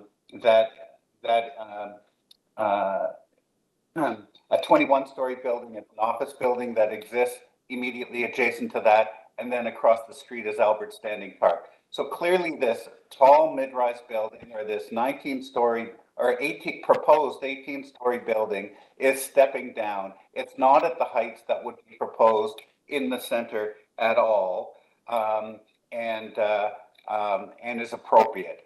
Now, I want to deal with the staff reports very quickly. There's 2 staff reports before you. The staff report of May 9th dealt with the secondary plan, and there, in my opinion, there's some pretty serious omissions in the staff report. They go and describe the Lansing Sheppard secondary plan. They identified that we are in a mixed-use area A that permits 5 stories. What they don't say in that staff report is that we are permitted in the secondary plan by a site and area specific policy number 1 for a 16-story building at 5.16 times FSI. And nowhere in that staff report do they say it, and that's embodied right in the secondary plan. They identify that 5 stories is permitted in the mixed-use area. We are at 18 stories and we far exceed that amount. We are asking for 2 stories over and above what is already permitted in the secondary plan by virtue of the site and area specific policy. And I'm just going to suggest, by virtue of the silence of that, and I'm going to say to you, and I hope I'm not speaking out of turn, the staff were, in the deferral period, the staff were told of that omission. They acknowledged that it was a omission. We thought that they were going to correct that. And in the July 4th report, they did not mention that. Now, the variances, while there are 11 variances, they can be grouped into height, GFA. Related to that are the map changes. The loading is a technical error. It identifies the wrong section of the bylaw. And the amenity Sir, just going to ask some final words.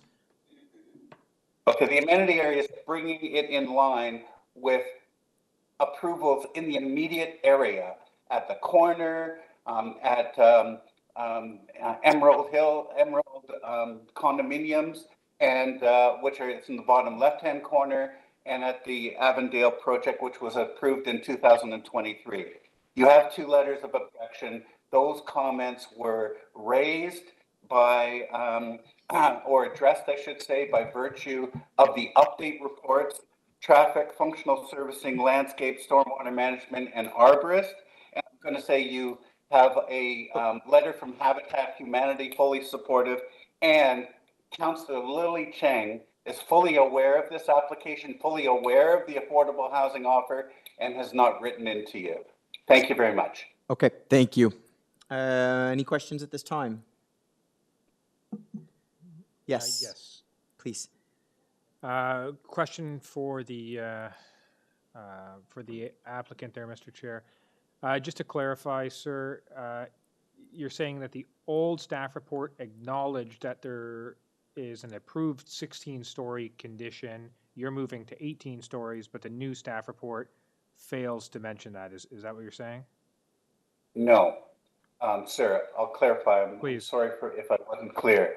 The staff report, when they're describing the Lansing Sheppard secondary plan in the May 9th staff report, give no recognition that in the Lansing Sheppard secondary plan, there is a site and area specific policy for this site permitting 16 stories.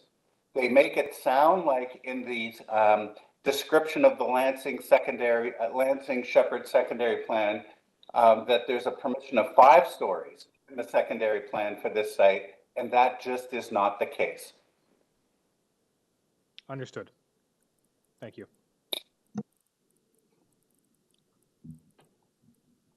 Any other questions? Okay, we do have another speaker. Welcome. Thanks for coming down. Your name and address, please. Yes, hi. My name is Paul Martin. I live at 239 Bogert Avenue. Welcome. Thank you. I was a participant at the OMB hearing that regrettably approved this development in the first place. Just a brief history here. Albert Standing Park was created in order to provide a buffer or a separation between the high density in the North York Centre area and the neighborhood.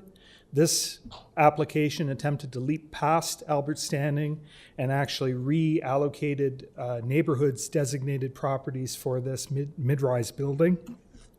The city opposed it, went to OMB to contest it and failed. And the 14-story building, that's 14 habitable stories with a 2-story mechanical penthouse on top, was approved. And now the applicant's going back for a couple more stories to make more money and to add more density.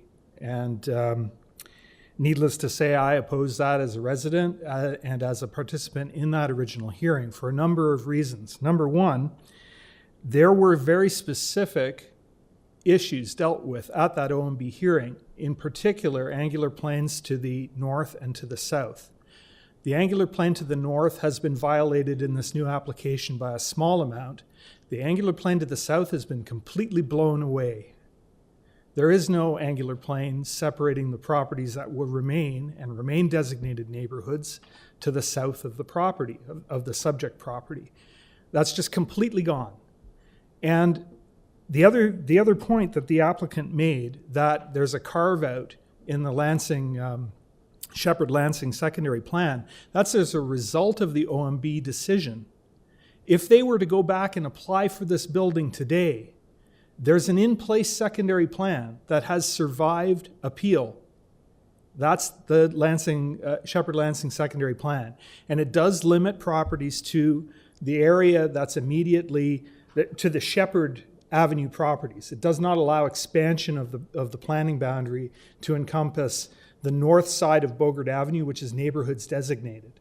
And so this building would just not be approved. It would not be permitted in accordance with that secondary plan. So to say, oh, the secondary plan supports it is just not accurate. It's not factually correct. And, as far as the density, the unit count, it's clear that what's going on here is just an attempt to milk more money out of the property. And it is the applicant's property, and that's certainly their right. But it's also the right of the community to disagree with that and find that to be not in the interest not in the interest of the community as a whole. For a member of the community like myself to come forward and to say that although I know that there's a tendency to just assume that infrastructure will appear to serve larger numbers of residents when those larger numbers of residents show up. As someone that's been living in that neighborhood for 30 years, I can tell you the new infrastructure doesn't appear. And as a consequence, we get quite concerned when we see, first of all, something untoward in size approved, and then an applicant coming back and asking for yet more and setting aside considerations that were a material part of the decision of the OMB to approve the thing in the first place. So I'm going to recommend that you reject it. Now, I'll stand for questions if there are any.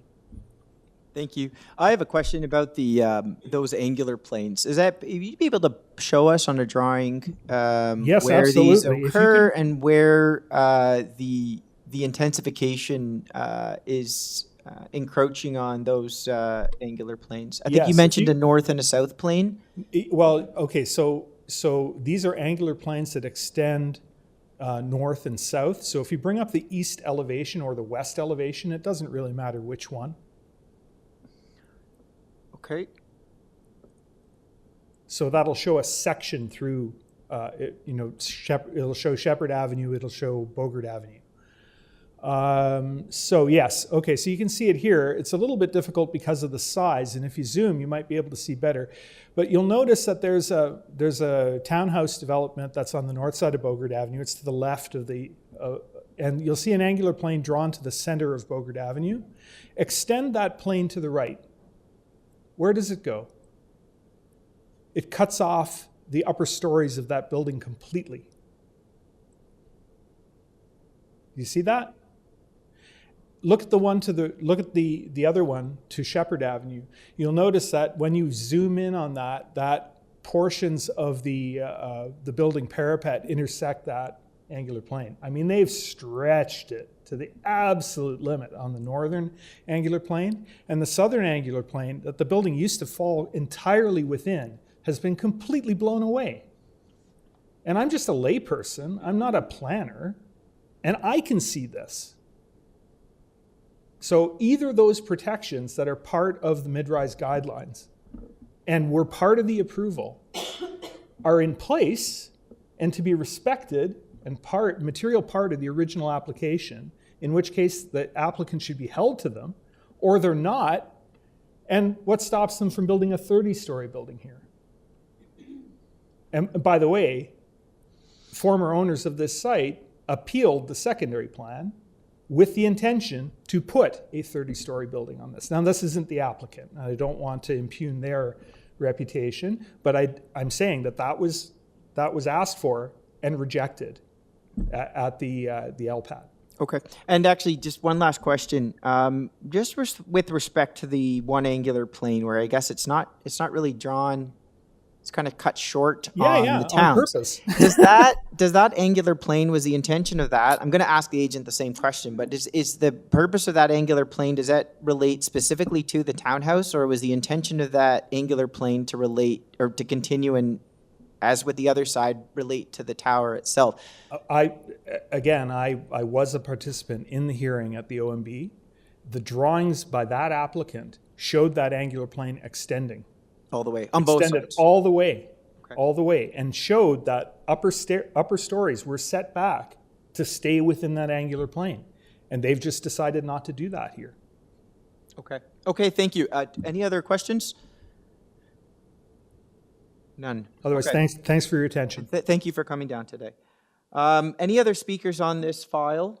Okay, no. Let's take it back to the agent for a response. I am curious myself to understand the impact on these angular planes, and I guess specifically why we're not showing the full angular plane anymore on the east elevation. If there's maybe... Okay. Thank you very much. Thank you very much, Mr. Chairman. In terms of the angular plane, I'm going to just say to you a few things. The original approval was in 2017 at the municipal board. A lot has changed in terms of angular planes and mid-rise as we sit here today in 2024.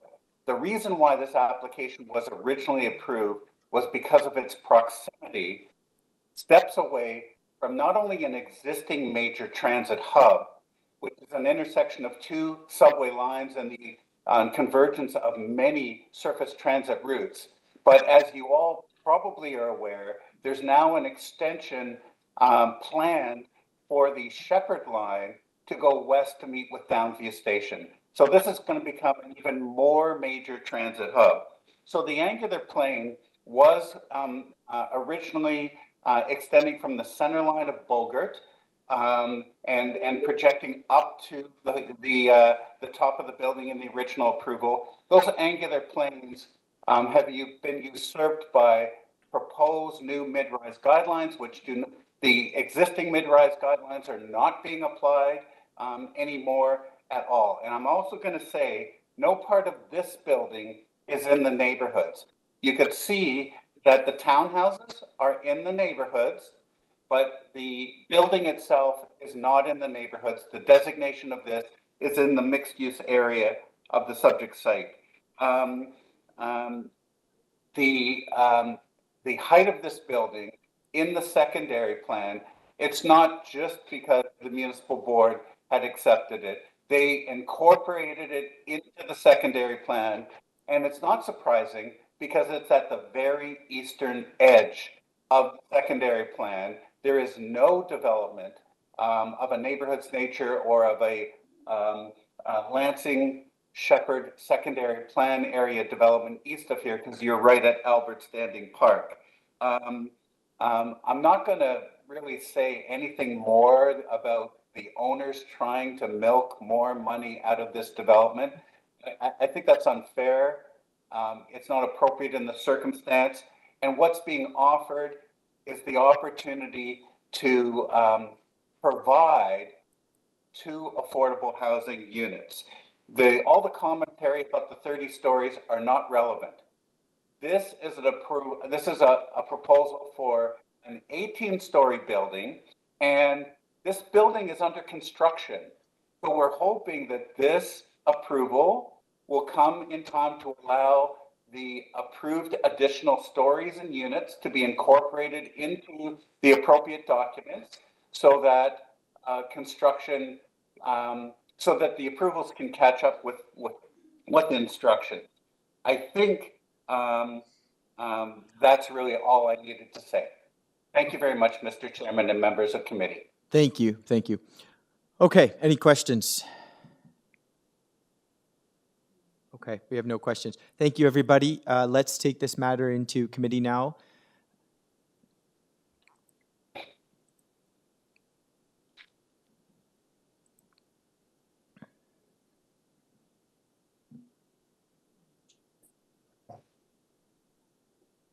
Yeah.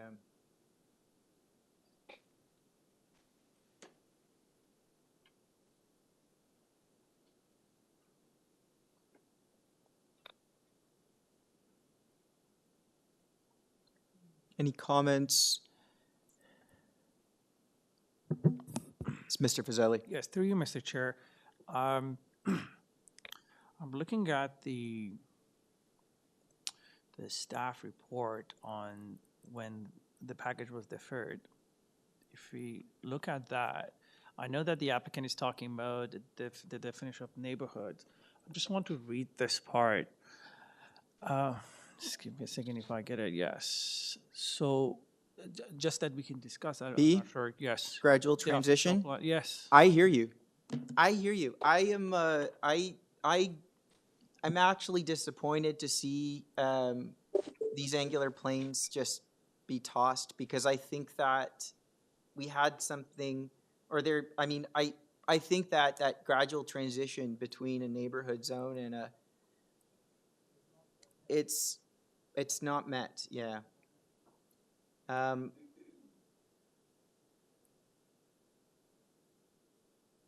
Yeah, this is not, it's not an isolated application. We've got a lot of development applications coming through that some are imposing this angular plane to the neighborhoods, and others are just ignoring it, so. Through you, Mr. Chair, if no one else has any comments of the colleagues, I'd like to forward a motion to refuse this application. I agree with the staff report in terms of that and the argument, the comment that you have mentioned too. I do not think this would be it's not gradual, the intensity and the comments that we just mentioned. So this is my motion. Okay, do I have a seconder?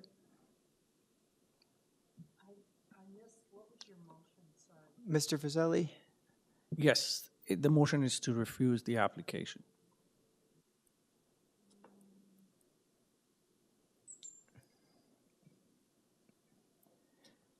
Do I have a seconder for that?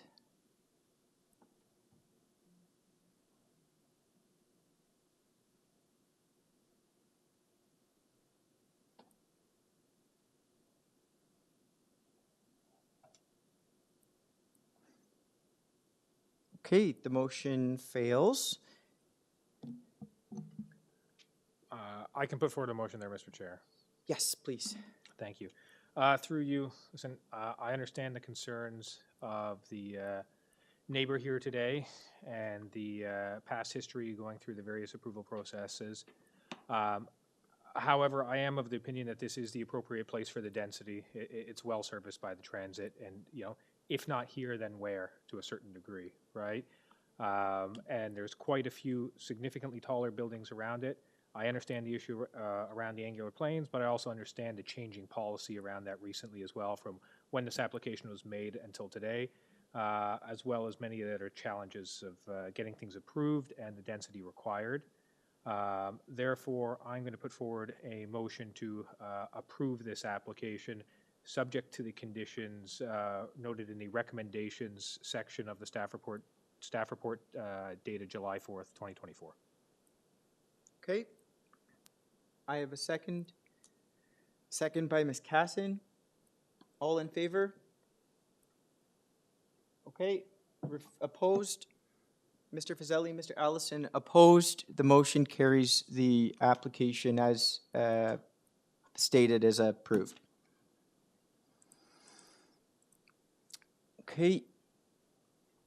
We are on item number 19, 30 Edinburgh Drive. Purpose of the application is to construct a new dwelling. We have variances before us for side exterior main wall height, east side yard setback, number of stories, lot coverage, platform area at or above a second story, a few variances related to canopy encroachments, and a variance for an architectural feature. On file, I have material from the applicant, a letter from community planning, staff report from community planning recommending modification, and multiple letters of support. Do we have the applicant with us?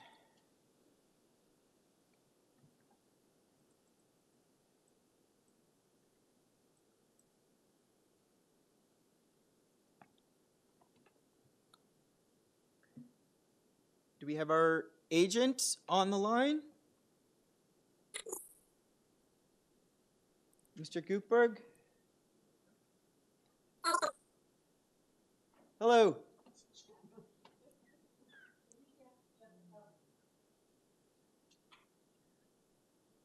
Hello?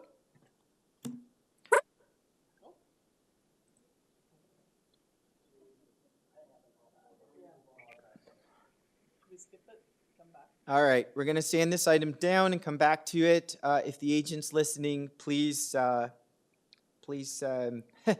get ready. We're going to come back to you. Item number 20, 23 Didrickson Drive. Oh, thank you. Item 21, 180A Yonge Boulevard. The purpose of the application is a proposal to construct a rear two-story addition and a front one-story addition over existing basement, a rear covered patio, a new front porch, and interior alterations. On file, we have variances, we've got variances related to north yard setback and proposed building length, as well as building depth. On file, we have material from the applicant and form letters of support from the neighbor. Do we have the agent with us?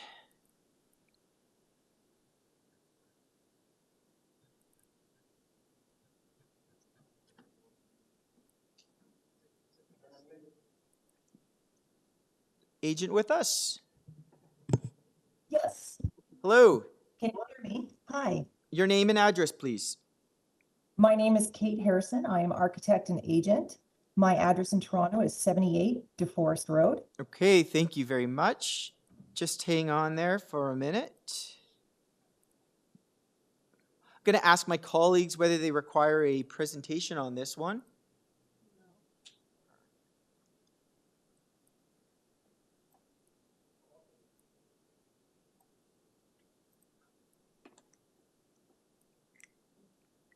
No? Some questions, perhaps? No presentation. Okay. It doesn't appear we require a presentation from you. I will ask my colleagues if they have any questions for you, but if you don't have anything to add, we would be prepared to move this right into committee. No, sir, I don't. I'm happy to answer any questions that the committee might have. Okay, thank you. Any questions? No questions? I just have a quick question. Ms. Martin, yes. The lot is phenomenally long, and it looks like it intersects another lot at the end. What's the situation at the very end of this lot? Oh, it's a lot like I've never seen before. I didn't even know how to calculate the rear yard setback because I've never seen anything like this before myself. It just intersects with other people's backyards. It's a phenomenally amazing lot. It really is. Okay, thank you. It really is. Any other clarifying questions, comments? No. Okay, let's take this into committee. Mr. Chair, I'm ready to make a motion for approval unless anyone has any comments. I think that this application is pretty minor. The variances are limited. They're adding on to an existing house. I think that it's reasonable what's being proposed. I think the variances meet the 4 tests, and there are no forestry conditions. So I would just like to move motion for approval. All right. Do I have a seconder? Second by Mr. Fazeli. All in favor? That's unanimous. The motion is approved. Application is approved. Congratulations. Thank you. Let's go back to item number 19, see if we can get a hold of the applicant. Yeah, good afternoon. Can you hear me? Good afternoon. Okay, item 19, 30 Edinburgh Drive. This is an application to construct a new dwelling. We've got variances for side exterior main wall height, east side yard setback, number of stories, lot coverage, platform area at or above a second story, a few variances related to canopy encroachments, and a variance for an architectural feature. On file, we've got material from the applicant, a letter from community planning, staff report from community planning as well, recommending modification and multiple form letters of support. Sir, I believe, if I'm not mistaken, this is going to be a modified application? That's correct. Yeah, we worked with staff on this application, and as a result, we decided to eliminate variance number 6, 7, and 8.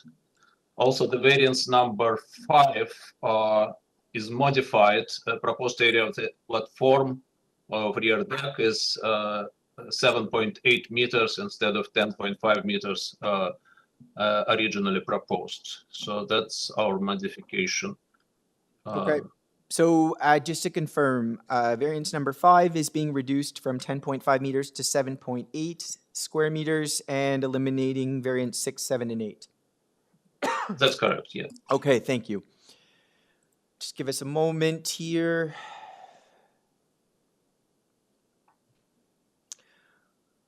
Ask my colleagues whether or not they have any questions or require a presentation.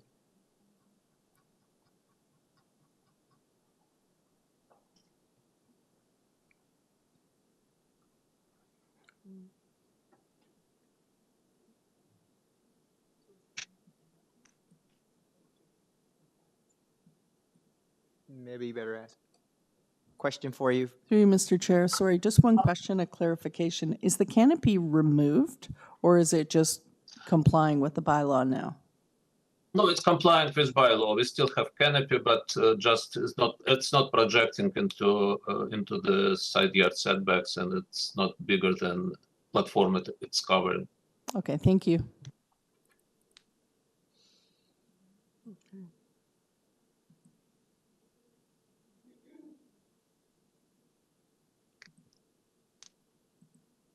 Any other questions? Okay. Are we prepared to move into committee? Yeah? Okay. Sir, it looks like we're ready to move into committee. If there's anything you'd like to add, this is your chance, but it seems like we have all the information we need. Yeah, I just if you don't mind, I just want to touch upon a couple of points. One of them is a reduction is in side yard setback from 1.2 meters to 0.9 meters. The main reason for this reduction was to stay away, to move driveway away from the large tree, which is supposed to be protected, and to stay within the footprint of the existing driveway. So I guess that was supported by forestry, and we've got their approval. And yeah, and another small thing I wanted to mention is projection of architectural feature is a sort of interpretation of the zone examiner, because the architectural feature does not project 1.04 meter. It looks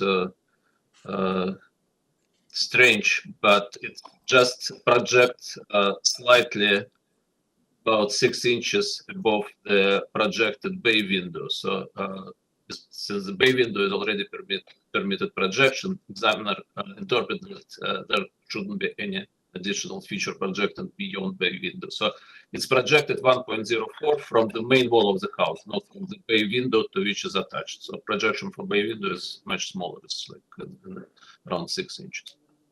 Yeah, so that's a couple of points. And yeah, if you have any questions, I'm glad to answer. Okay, thank you. Okay, let's take this into committee.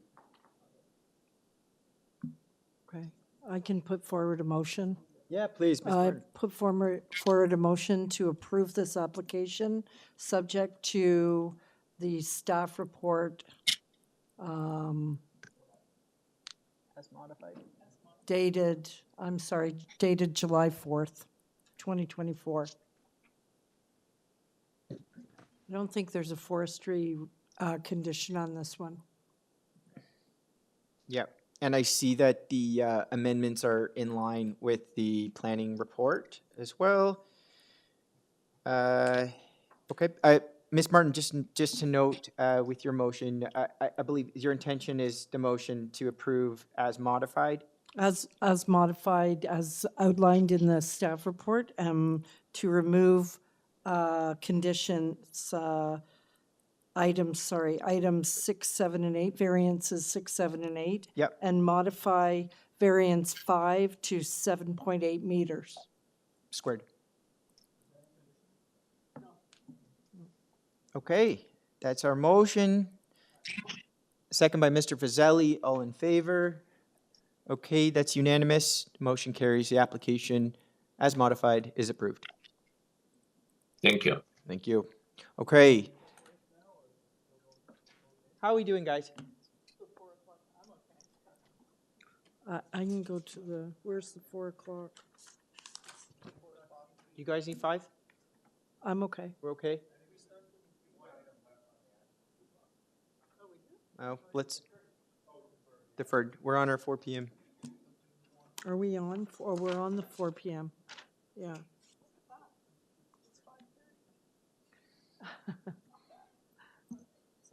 Okay, let's keep going. But seriously, if anybody needs a break, don't be shy. Staff are very quiet today. I'm not. You need a yes. 5 minutes, guys. 5:40. Let's resume. Okay, we'll do. When we get back, we will start our 4 o'clock session with item number 23. We'll do our deferrals first, but yes, then going to item 23.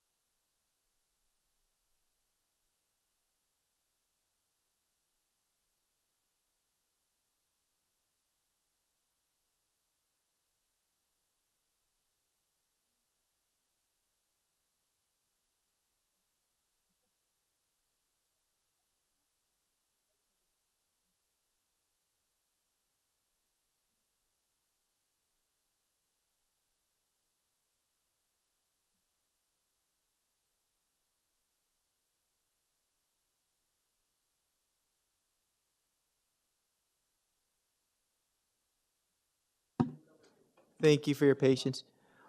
All right, we're just waiting for Mr. Fazeli.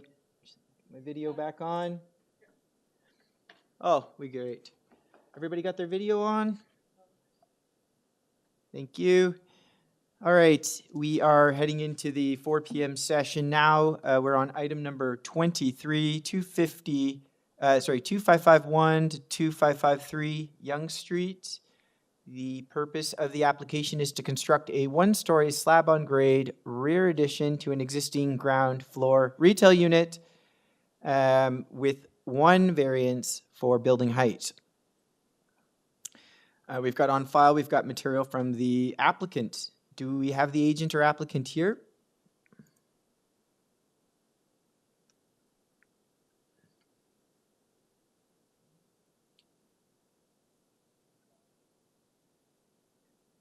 Mr. Arasta? Yes, hello, hi. Hi, My how name are you? is good, thank you. My name is Sam Arasta from Aura Design Engineering, property address 4789 Yonge Street, North York. Okay, I'm going to ask my colleagues whether they require a full presentation on this.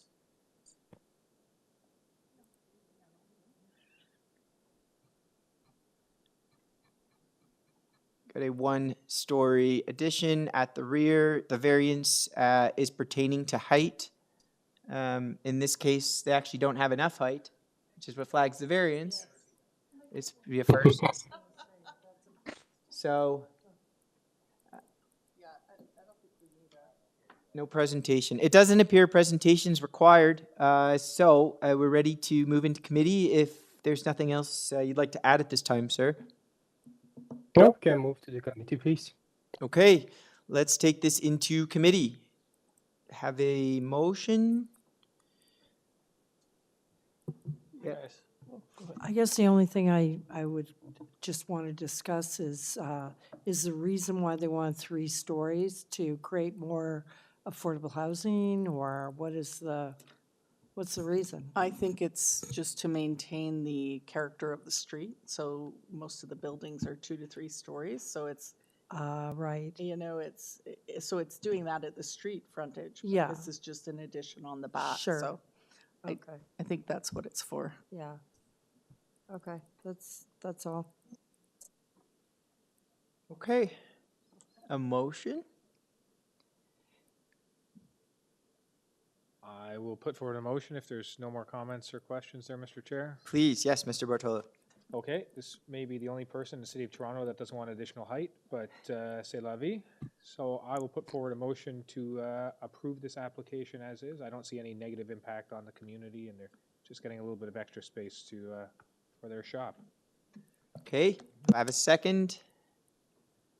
Second by Mr. Fazeli. All in favor? That's unanimous. The motion carries. Application is approved. Thank you. Sorry, through you, Mr. Chair, we forgot to do the deferrals at 4. We did. Yes. All right. Through you, Mr. Secretary Treasurer, do we have any deferral requests for our 4 p.m. agenda? We do. Why don't we do this one first? I think it's number 27. Okay. 32 Heathview. Yes. Do we have the agent or applicant with us?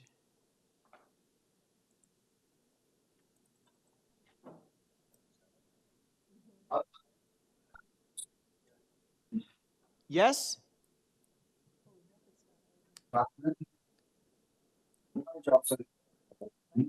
Hello, I think we got a bit of a connection issue.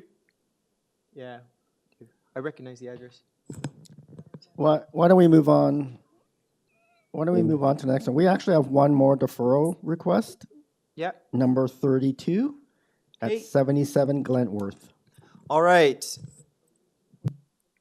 We're having some trouble getting a hold of the agent. So for number 32, do we have the agent or applicant? Mr. Lazo, is he with us? Or looks like we have Miss Mackenzie as agent.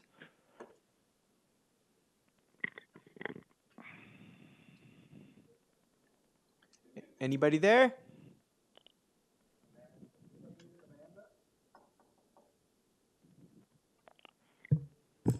there, Through you, Mr. Chair, we have unmuted Amanda. hello? Ms. McKenzie, are you with us?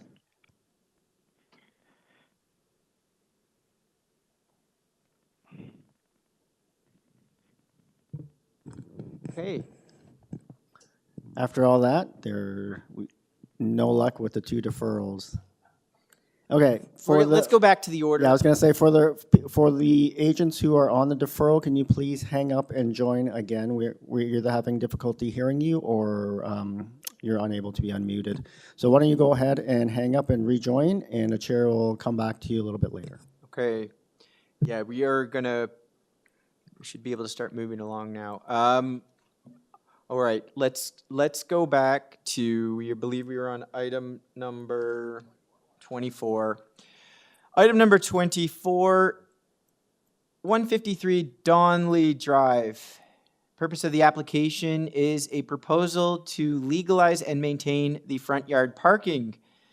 We've got a variance for front yard landscaping, location of a parking spot, parking space width, and parking space length. On file, we've got material from the applicant, a memo from transportation, an email from Metrolinx, and an advisory report from community planning. We have the applicant or agent with us.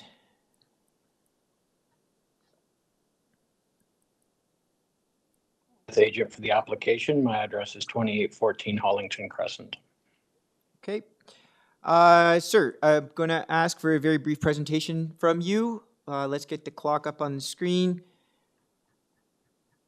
Mr. Chair, through you, we had actually filed for a deferral.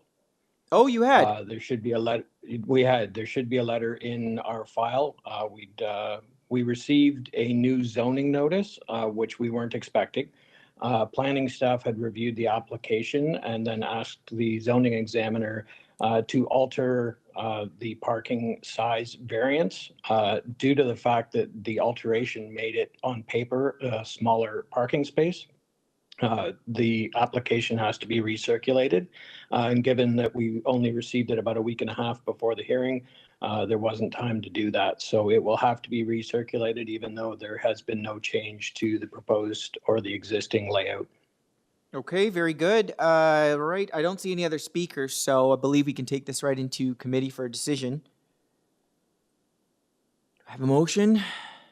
Mr. Fazeli. Through you, Mr. Chair, I'd like to forward a motion to defer this application that provides the opportunity for the applicant to deal with the zoning examiner requests. Okay, and do I have a second? Second by Ms. Martin. All in favor? Okay, unanimous. The motion carries. Your deferral request is approved. Thank you, Mr. Chair. Thank you. Item number 25, 515 Old Orchard Grove. The purpose of this application is to construct a new 3-story detached dwelling with a number of variances, including side setback for a front porch, building height, east and west side, exterior main wall height, lot coverage, building length, building depth, pedestrian entrance height, stair width, number of stories, platform area at or above a 2nd story, west side yard setback, front canopy encroachment into a side yard setback, front yard soft landscaping, and rear yard landscaping. On file, I've got material from the applicant as well as a memo from Urban Forestry. Do we have the applicant or agent with us? Good afternoon, everyone. My name is Brenda Eisen. I'm the architect and agent applicant, and my address is 91 Tychos Drive. Welcome. All right. I do note that we do have a staff report from Forestry with some concerns. I'm hoping you might be able to speak to right off the bat. Yes. So we have a number of modifications that I'm actually going to be presenting today. These are based on our conversations with planning staff, and they address the building length and building depth, which are the source of the concerns from Urban Forestry. Fantastic, fantastic. Okay, so let's pull up the public notice. If you can just take us through the notice and just let us know which variances are being modified. If you could just take us through in order, that would be very helpful. Sure. Thank Okay, so variance number 2, we are modifying the proposed height of the building from 10.74 meters to now be 10.13 meters. Okay. This is going to be the same for variance number 3. 10.74 now becomes 10.13 meters. Okay. For number 5, which is the proposed building length, this is going to be modified from 24 meters to be 20.66 meters to 0.66. And that's also the same for number 6, which is the proposed building depth, down from 24 to 20.66. Okay, thank you. And no other changes, I presume? 2 other changes, sorry. Okay, I got ahead of myself. For variance number 11, the proposed side yard setback is going to change from 0.82 meters to 0.9 meters. And then the final one is for variance 12, for the proposed canopy encroachment into the side yard setback. We're modifying it to an encroachment of 0.31 meters, which is a distance of 0.59 meters from the side lot line. And these are also all detailed in the report from planning staff. Okay. Just give. Okay. And I presume you have an updated site plan drawing for us? We do. It's on file. It's the June 20th drawing set, reflects all of these changes. Okay, thank you. Make sure I'm looking at the right set of drawings here. All right.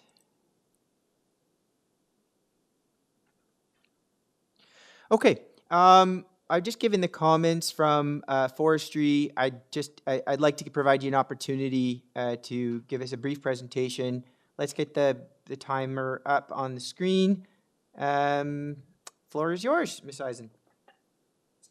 Thank you. I also have some supporting material, so if I can ask staff to share the presentation material, I can speak to it while it's open. Thank you. So this is a proposal for a new detached dwelling at 515 Old Orchard Grove, which, if approved, would be considered a new 3-story house. As you detailed in your intro, there are a number of variances, and this is due to the nature of the house. So if you can go to the next page, I'm going to walk you through the way the section of the house is designed prior to the context of the neighborhood. What's happening here is that the garage, which is on the right-hand side of the drawing, is located at grade at the minimum required slope up from the street. The main floor, which is the floor with the kitchen, the living room, and the main rooms, is then elevated above the garage. And the second floor, which is the bedroom floor, is above that. The underside of the main floor, which is the slab shown in blue, it's not actually going to be a slab, but that's for ease of understanding the section. That's the ceiling of the garage. That's also the ceiling of the basement in the back. So we had to drop the basement slab 4 feet below grade for frost protection, which is what gives that higher ceiling at the back. But because of the location of the basement floor, this house falls under the technical zoning definition of a 3-story house, and then it triggers a number of the other variances. Next page, please. So what's interesting about this neighborhood is that, unlike almost every other single neighborhood in Toronto that I've been to, in this neighborhood, there's a singular typology that's followed by almost every single newly constructed home. They all follow the exact same section that I just went through with you: the garage at grade, the main floor above that, and the bedroom floor above that. And this is just in the immediate context of the 3 adjacent streets: Melrose, Deloraine, Old Orchard, and Brooke. Depending on the location of the basement floor of each of these homes, some are considered to be 2-story under the technical definition, and some are considered 3-story, even though there is no difference from their street-facing facades. On the next page, you can see that within this immediate neighborhood, a number of homes are modern or contemporary in style. Can you go to the next page, please?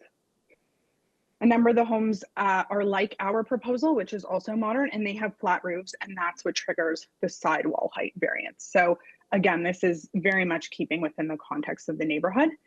I have sort of explanations for each of the variances on subsequent pages, but I know that we're short for time, and so I want to focus on the length and the depth. We have shortened the length and depth based on our conversations with planning staff. We wanted to make modifications to the project based on all of their feedback to ensure that it was consistent with the development in the area. And we changed the way that the back deck and back stairs were constructed to achieve that length. There are a couple of trees in the back, but we have an arborist that we're working with already. We're working towards an application to urban forestry. We are dedicated to providing a suitable growing environment for the replacement trees, following all of their recommendations and contributing to the diversity of the tree canopy. We have a number of areas where the replacement trees will be proposed.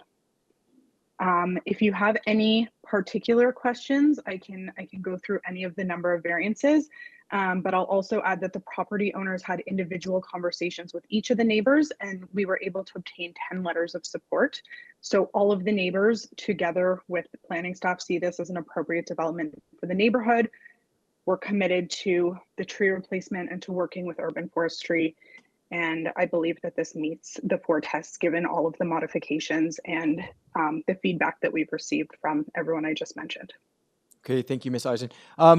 Just a follow-up question. So is it my understanding that it's your intention to remove T4, tree T4, but, and obviously T6 because it's sort of in the middle of the swimming pool, but is there, I mean, is there intention to maintain any of the 3 trees back there that were noted by, in the forestry report? With the construction of the pool, we're not going to be able to maintain the trees. But as I mentioned, there is a replanting plan is underway, and we are dedicated to providing the suitable replacement trees and contributing to the neighboring canopy, the neighborhood canopy. Okay. Not even T5? Is it? It's. And I'll be honest. I mean, I'm looking at the report. I've got a photo of T4. I don't have a visual of T5. It's just sort of off in the foreground. So it's kind of hard to see. But just looking at your site plan, it does look there may be some opportunity to mitigate the impact on T5. I do agree with your comment. You know, with respect to T6 and T4, it's especially T4. It's very difficult. But I wonder whether there's any ability to mitigate the impact on tree number 5, as per the. We're open to looking into that with the arborist and with urban forestry. As you mentioned, as you can see on the site plan, it doesn't interfere with the steps or the pool. So it's something we can definitely explore. Okay, thank you. Any other questions for Ms. Eisen? No. Okay, and seeing that there are no other speakers, we looks like we're ready to move this into committee then? Yes? Okay, all right, thank you. Let's take this into committee for a brief discussion and a motion.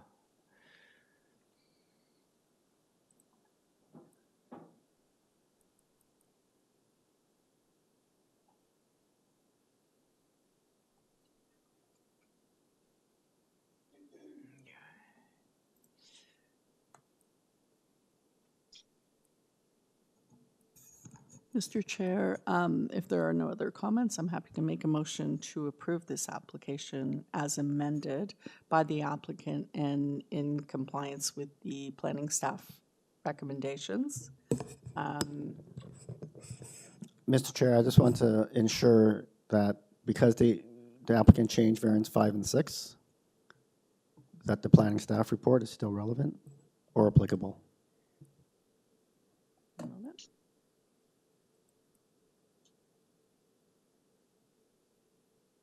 Are the recommendations in the staff report you're saying are not in line with the modifications that were made on the floor? The modifications are 20, for building length, variance 5, from 24 to 20.66, and 6, variance 6 is the same. I believe the applicant read those out as amendments. Ah, you know what? Yeah. What? Yeah, no, I see, yeah. 5 and 6? What? She noted 5 and 6 as 20.66. There's a recommendation in the planning staff report for condition. It's on the top of page 2.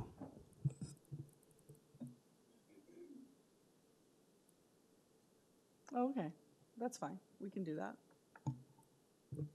But she changed it. I'm missing something. Oh, she changed the site plan because they reduced the. Oh, the site plan. So doesn't- how, I mean, frankly, staff. Now, that may be the most relevant, like that might be the updated one. I don't know. Yeah. I mean, staff should have known that they can't modify and then attach to a site plan. Well, that could be the modified one. Oh, could be the modified. Yeah, I can't see it because it's blurry. Right. Oh. Oh, yes. Okay, let's confirm this with the. Applicant?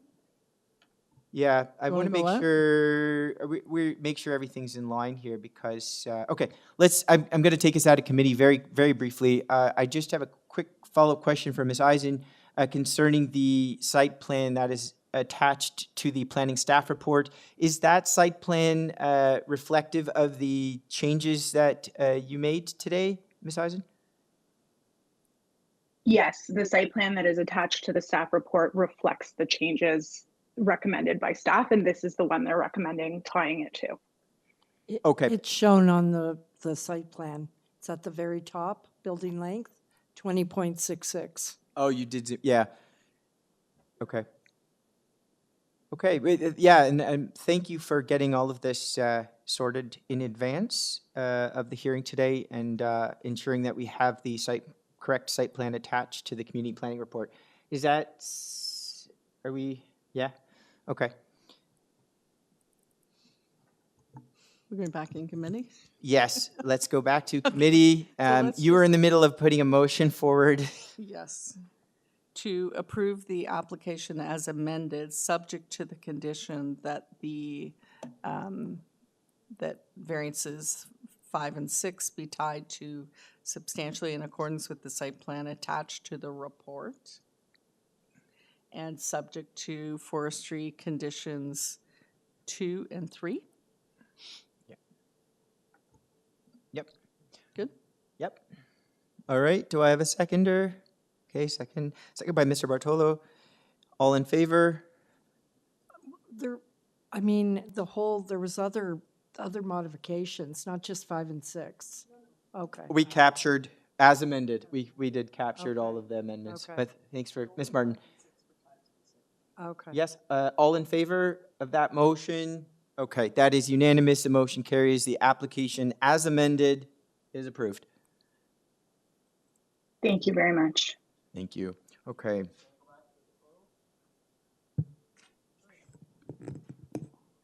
Sure. All right. Why don't we do number 32 first? 77 Glentworth. We have the agent, Mr. Laszlo, on the line. Good evening, I'm Good evening, Drew Laszlo, agent for the owner. Welcome, Mr. Laszlo. Just give us a moment here. Thank you. Said 32, right? Yes, I see. Okay. 77 Glentworth Road. The purpose of the application is a proposal to construct a 2-story side addition, front porch extension, and modification to existing rear deck. On file, we have material from the applicant, 2 memos from Urban Forestry, a letter from the TRCA with no recommendations, community planning staff report, and for variances, we've got north and south side yard setback and a platform encroachment into a side yard. All right.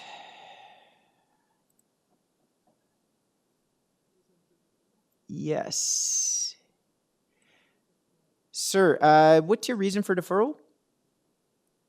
Two reasons. First one, I guess, well, not necessarily the most important, but a variance was left off by the zoning examiner, an important variance relating to TRCA. Okay, very good. Yes, and I do That see reason that. alone, Yeah. I'm sorry. Okay, thanks. And I do see staff are also in support of a deferral to Correct. their comment. Okay, so if there's nothing else, let's take this into committee for a decision. I can make a motion to grant deferral to item 3277 Glentworth Road to address a variance that was left off by the zoning examiner. Okay, very good. Do I have a seconder? Second by Ms. Casson. All in favor?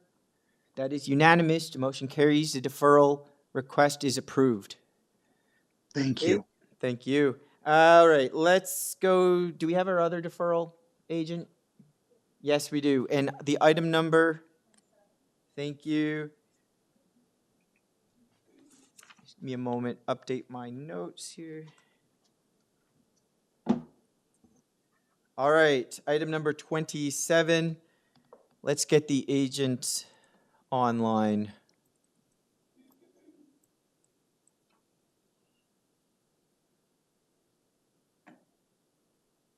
Is he with us? Hello, everyone. Hello. I'm here, yeah. Okay, item number 27 for 32 Heathview Avenue is a proposal to construct a new detached dwelling with an integral garage and finished basement. There are a number of variances, including side exterior main wall height, number of stories, front yard setback, north side yard setback, south side yard setback, and driveway width. On file, we have material from the applicant, memo from transportation, recommending deferral, staff report from planning, also noting deferral, and a letter from Councillor Carroll. All right, so, sir, you're requesting deferral, and your reason for deferral? So because I asked for deferral about two weeks ago, roughly. So because the drawing is not finalized with the owner yet, and they asked me to work on the drawings. So, and then after we need to take some more times to work with the planning divisions also. And I didn't know about the counselor anyway. So, Yeah. but Okay. so that, okay. So I might let's also make go, a recommendation that, perhaps some of the drawings could use a little bit of work as well. I think there was some comment from our members that some of the elevation drawings were difficult to read. So that may also enable present an opportunity for some improvement there as well. Sure. Okay. All right. Let's take this into committee. Have a motion? Yes, Mr. Bartolo. Thank you, Mr. Chair. Through you, I'll put forward a motion to defer this application to sign DI to allow the applicant to make modifications and resubmit. Thank you. Do I have a seconder? Second by Ms. Martin. All in favor? Okay, that is unanimous. Motion carries. The deferral request is approved. Thank you. Okay. Have a beautiful evening. You as well. All right, we are now back. Let's see. Yes.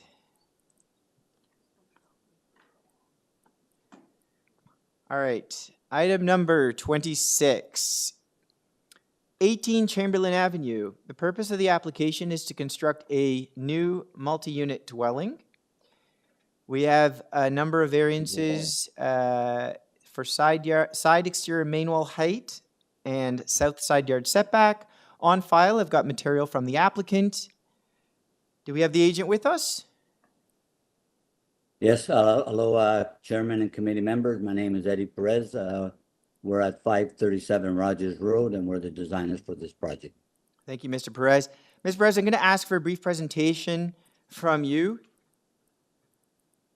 Okay. I realize that there are just two variances here, so if you can focus your attention specifically to those variances, it would be helpful. Okay, so for this project, the existing side yard is 0.30, so we're trying to maintain that existing side yard so we can make some nice units for each floor, so it's very livable and such. And this is also in a good area where the LRT is going to be up and running on Eglinton very soon, and we're very close to that as well. Also, the main height of the wall is complies. I mean, the main height, the overall height, we're good with it. We're only there for the side yard. The main wall height, which is slightly over. And the reason for that is if we did other, we would have to have like dormers and stuff, and it would make the third floor a lot smaller than our client would like. So I feel that what we're proposing is very minor in nature, and it meets the 4 tests. I'll be free to answer any questions. Thank you. Okay. Any questions?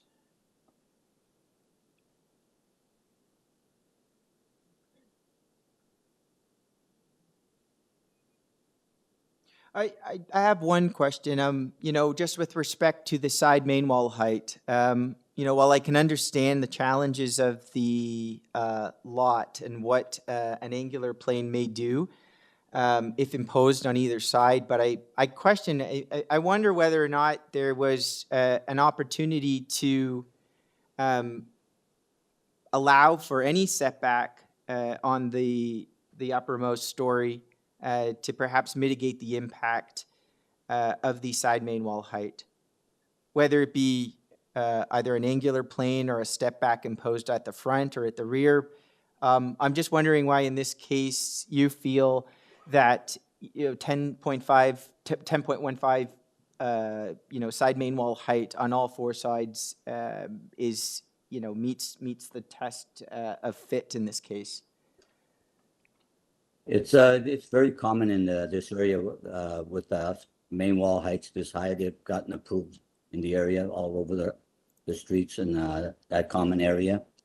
Also, like I said, we didn't want to make the 3rd floor not as habitable as possible. And also the planning department doesn't have any issues with what we're proposing. And as I see before, the only thing we have is from forestry, which is to pay the tree fee, and we will take care of Metrolinx because they said we're within 150 meters, but I think we're more than 150 meters. Okay. And if planning had an issue with it, they would have contacted us and they would have asked us to revise our drawings accordingly. But it's very common in the area, so that's why they didn't. Thank you very much. Can you provide any examples where there's a 10-meter side main wall in the neighborhood? Well,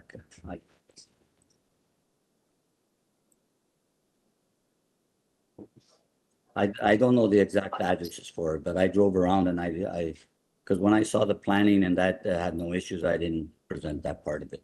Yeah. So I thought that this was a straightforward application. But I can't give you any address. I don't have it before me. Okay. Yeah, because I'm looking at the, within the immediate and the broader context, this neighborhood, and frankly, it's a neighborhood that's characteristic of typically lower height buildings, 1-2-story buildings. Not to say that, you couldn't have a building that's bigger within the neighborhood, but I'm looking for a little bit of precedent that could support, a variance that is, 2.5 meters above and beyond what the bylaw permits.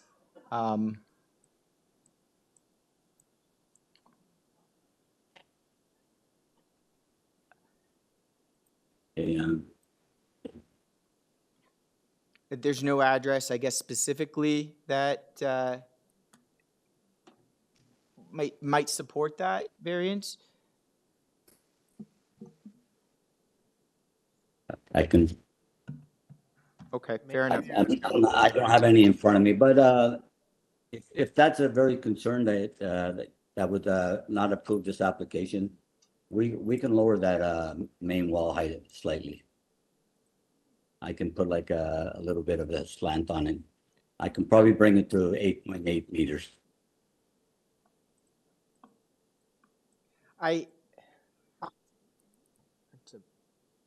You only have 2 variances before you. It's not a tough application. May I ask a question of the? Sure, yeah, of course. Hey, good afternoon, sir. I understand you're trying to put a fourplex in here, and I understand some of the challenges with that. What would this do to your upper story unit if you didn't have this main wall height? What is the effect on that fourth floor unit? Or unit number 4 on the 3rd story, I should say. Well, it would make the rooms angular plane, and it would make the situation of putting the beds and all that. If you see, the rooms are not big as they are right now, the middle room especially. Also, I just found out that there is one on 53 chambers that it is higher than what we're proposing. 53 Chamberlain is higher than what we're proposing. You can. I just looked at it on the website, and it says that it's higher. Okay.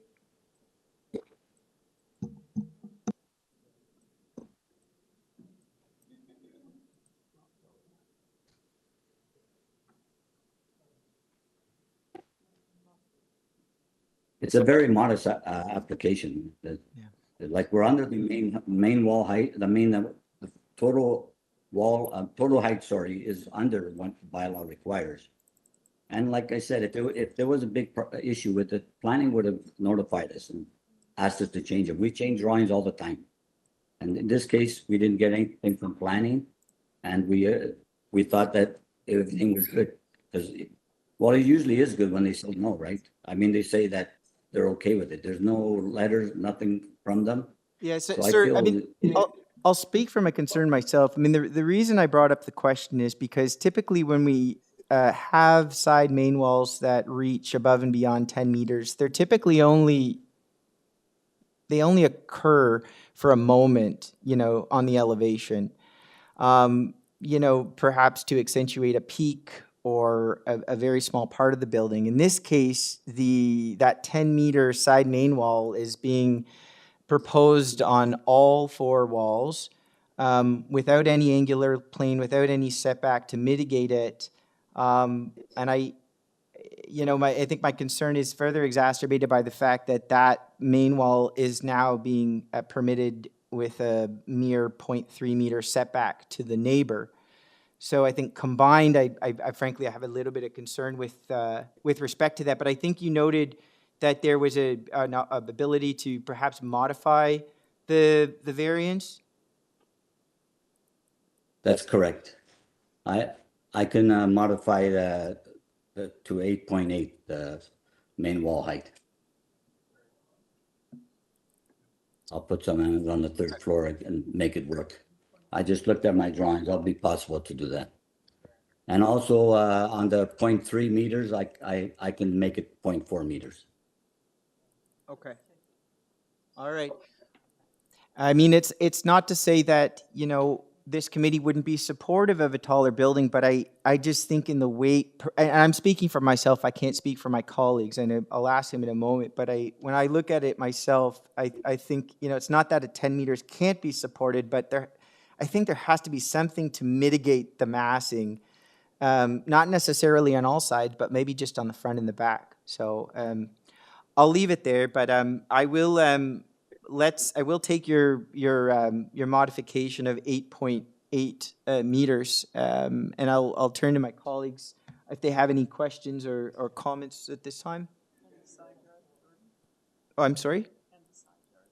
Oh, when the side yard 0.4. Thank you. Okay. Which I think will also assist with access and whatnot too. Okay. Any questions or comments for the, no? Okay, thank you very much to the agent. Let's take this into committee for a decision. Okay, if nobody has any questions, I'd like to propose to approve this application with modifications to the height that the applicant has agreed to for 8.8 meters and the east side yard setback to 0.4 of a meter. I think this application is going to offer more housing in Toronto, and I fully support it. Oh, and also subject to forestry report, item 3. Okay. All right. Second by Miss by Miss Casson. A little late in the day. Thank you. All in favor? Okay, that is unanimous. The motion carries. The application as amended is approved. Okay, we can jump you. over to 28. Number 12, Fordham Place. The purpose of the application is a proposal to construct a new second floor addition, new porch, new garage addition, and reconstruction of a roof over an existing single-family detached dwelling. We've got a number of variances, including front yard setback, driveway width, platform encroachment into a front yard setback, lot coverage, building length, multiple variances for canopy encroachments, rear yard setback, and east side yard setback. On file, I've got material from the applicant, memo from transportation with no conditions, and multiple memos from urban forestry, one noting refusal, and as well as a staff report that came in a little bit late from community planning. Mr. Chair, through you, this is the one with the revised forestry memo as well? Yes, we do have a revised forestry memo. Let's get the agent on. I do want to pull the revised forestry memo up, but first I just want to confirm that we are dealing with a modified application. Good evening, Mr. Chair, members of the committee. This is Joel Tanner on behalf of Simple Design Studio, speaking on behalf of the clients this evening. And you are correct, we are looking at a modified list of variances in collaboration with planning staff as well as forestry staff. Your address, sir? Our address is 15 Colburn Street in Hamilton, Ontario. All right. L8R2G2. Okay, sir. And I do, we did receive another forestry report, I believe. Forestry, they were withdrawing. Yeah. Correct. Yeah. Very last minute yesterday, we had some fantastic discussions through forestry for some modifications to a staircase in order to not encroach on the TPZ and allow them to embrace the variances at hand here. Okay. So we've got forestry staff on board then? That's correct. Yes. Okay. I'm going to ask my colleagues whether they require full presentation or if they just perhaps have some individual questions that we can jump to. Yes. Yes, sir. And please, let's go through the modifications. Certainly. Yeah. If we want to go through the modifications, I'm going to refer to our modified proposal. Sure. We're gonna go through from the public notice, and I'm gonna ask if we just go in the order that's written on the public notice, so our staff can follow and take some notes of those modifications. So yes, pulling up the public notice, take us through the variances.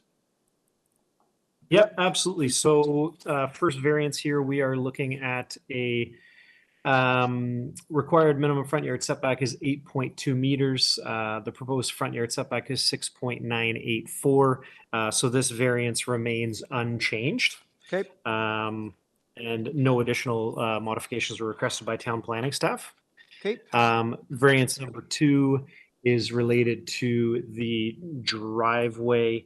So to permit a maximum driveway width of 5.208, whereas 3.264 is required. This is not modified.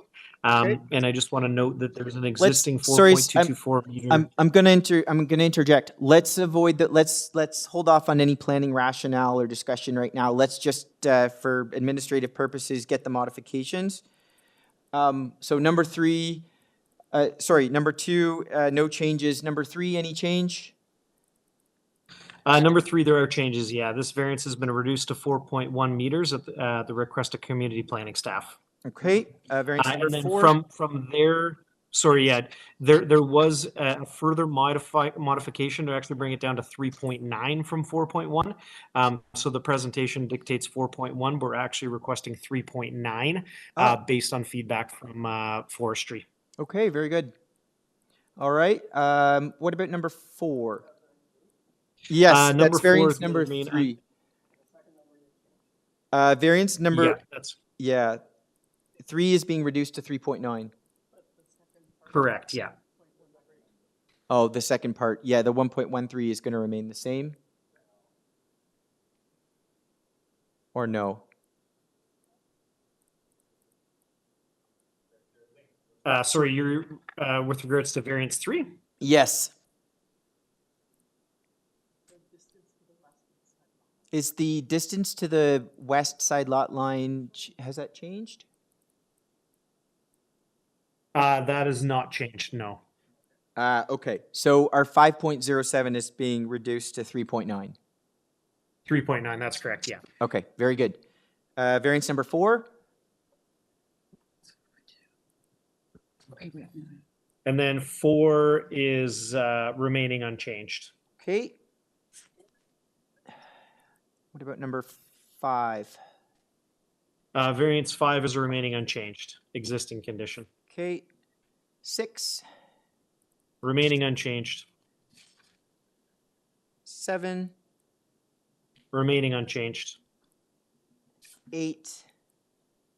8 and 9 are revised. Number 8 from 341 down to 3. Okay.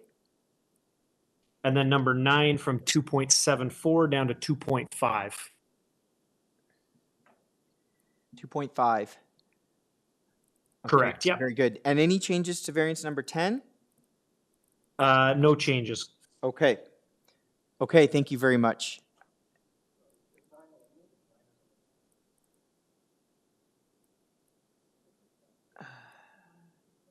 No, I have number 9 as being reduced to 2.5 meters. Oh, yeah, so to the applicant, I just note, yeah.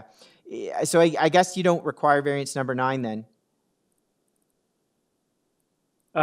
Correct, yeah, my apologies. Yeah, so we're abiding by the 2.5 permitted. Yep. Okay, that'll be eliminated. Thank you for catching that. Okay. That's it. So we got our modified application. Just give us a So I just want to quickly note we had a great community session. So we canvassed the neighborhood, put out our presentation to about 15 neighborhood homes, had 2 great conversations and 2 members of the community in support. Had 2 other great discussions. There's 2 homes under construction, so we were not able to speak with them, and we left 4 or 5 other letters around the community and people just not answering doors, but we did leave all our contact information with them should they request discussions with our firm. Okay, and I thank you for the planning rationale document that you've submitted. It's very helpful to, at least for myself, going through the variances and taking us through what the proposed changes are. So I thank you for that. I am going to ask my colleagues whether they have any questions at this time.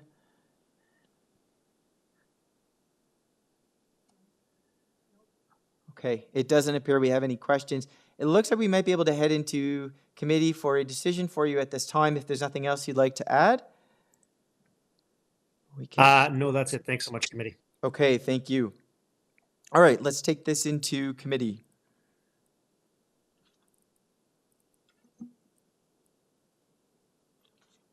Okay, I can propose to approve this application if nobody has any comments. Based on the planning report, and I can go through the modifications. So item 1 is as is, 2 is as is, 3 is being reduced to 3.9 meters, 4 is as is, 5 is as is, 6 is as is, 7 as is, 8 is 3 meters, 9 is removed. That variance has been removed, and 10 is as is. Okay. And also forestry number 1, forestry condition. All right. Second by Mr. Fazeli. All in favor? Okay, that's unanimous. The motion carries. The application as amended is approved. Thank you so much, committee. Have a great evening. You as well. 29. Item number 29.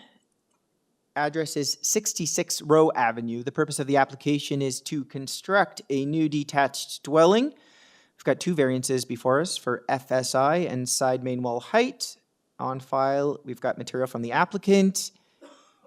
We have the agent with us. Yes, good afternoon. It's Glenn Rubinoff, agent for the owner. Welcome, Mr. Rubinoff. Your address for the record. It's 18 Gloucester Lane, Toronto, Ontario. Thank you. I'm going to ask my colleagues whether they require a presentation on this item.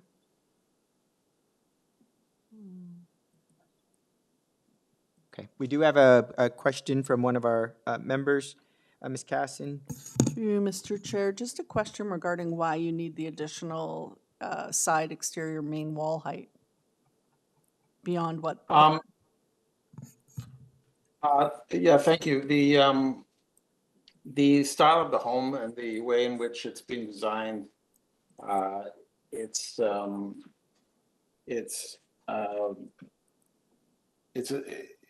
very much in keeping with what has been redeveloped in the area.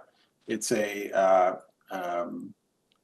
3-story type home.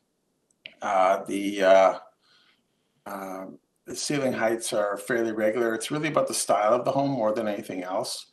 We do comply with overall heights and with side yard setbacks and with building length and depth. So the side yard wall height is really just about addressing the style of the home more than anything else. Thank you. Okay. Any other questions? Nope. All right. All right, if there are none, actually, and I do see, Mr. Rubinoff, you did provide us some presentation material as well with respect to the application. Yes, there are several examples of comparables in the area, as well as for density, as well as wall height as well. There's some that exceed what we're requesting as far as those. Sure. I'm actually, it's funny, you've indicated 70 Row. I've actually made a note about that one. Do you by any chance happen to know what the approved main wall height at that address is? For 70 Row. So it's a very similar proposal, only 2 lots over. I believe it's very much it's it's okay if you don't know the number, then I'd rather you just. I don't know the number, but the one across the road at 51 is actually 9.5 meters, the wall height there. But no, I don't know. I'm not sure what it is 2 doors down, but okay, it's probably pretty similar. It looks pretty similar. I was just wondering if the variances were the same. Okay. Any other questions? All right. Okay, let's, thank you, Mr. Rubinoff. Let's take this into committee.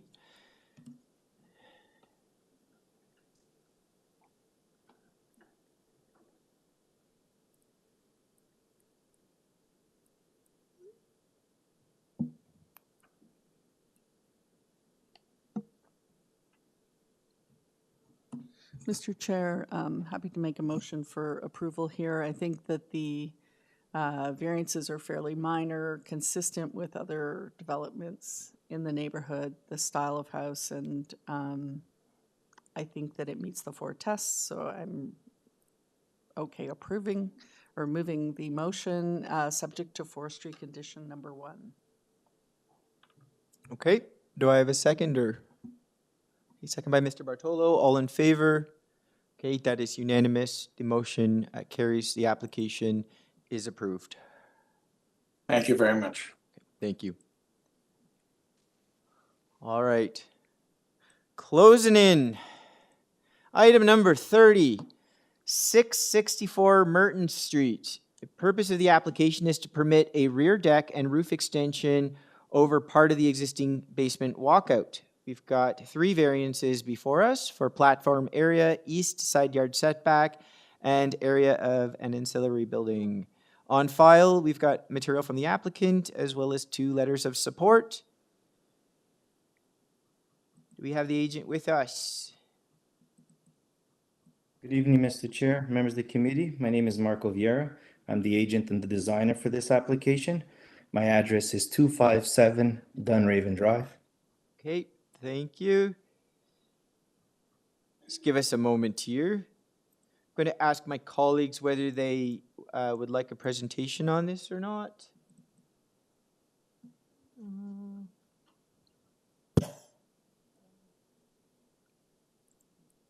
I just have a question about, there's a large platform, but I believe it's on the ground floor. I just have to, it's supposed to be 4 Through you, meters, and it's 24 Through you, meters Mr. square. Yes, we have a question for you from one of our members. Ms. Martin, I think noted or had a question with respect to the platform at the rear. Yes, through you, Mr. Chair. The existing deck is off of the existing first floor. It's just a typical dwelling where you've got the garage at grade, and therefore the first floor level has been raised to accommodate for the height of the garage. So the existing deck that we're proposing to repair and build, in its most entirely, it's already existing. It's only for the portion that is being extended over the current basement walkout that in doing the zoning review, we've discovered the 3 variances that tie into the existing condition. But the current level of the existing first floor deck is not being changed or altered. And it's sort of an existing platform deck. So there's a higher platform, and then it extends down 4 risers, and then it has a lower deck. And we do have some supporting materials from the 2 immediate neighbors. The owners did take the time to speak to the area residents immediately impacted. They're long, standing neighbors, have a good relationship. And this is basically to maintain existing condition, but it actually allows them a bit of a covered area to have a dining area outside of the back of the dwelling. Okay, thank you. What's the size of the existing deck? Do you have that? So through the existing deck, the upper area is 18.32 square meters. Okay. And then the proposed area that we're adding to that is 6.4 square meters.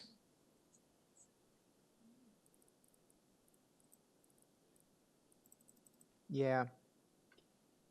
Through you, Mr. Chair, what is the ancillary building? Is that the That's the trellis? deck. So the examiner, in their opinion, counted the existing deck area together with the existing shed in the rear yard as an auxiliary building or type structure because of the height of the first floor being greater than 1.2 meters.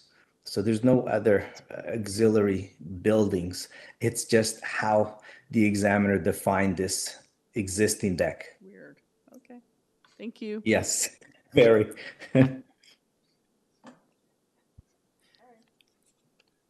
All right. Any other questions? Okay. Sir, I think we can move this right through into committee if you don't have anything else to add at this time.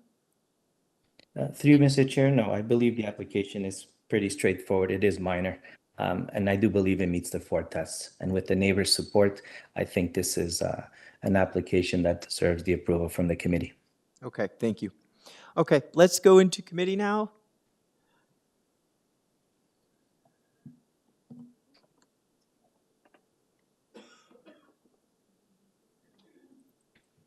Yes, through you, Mr. Chair, I'd like to forward the motion to approve this application.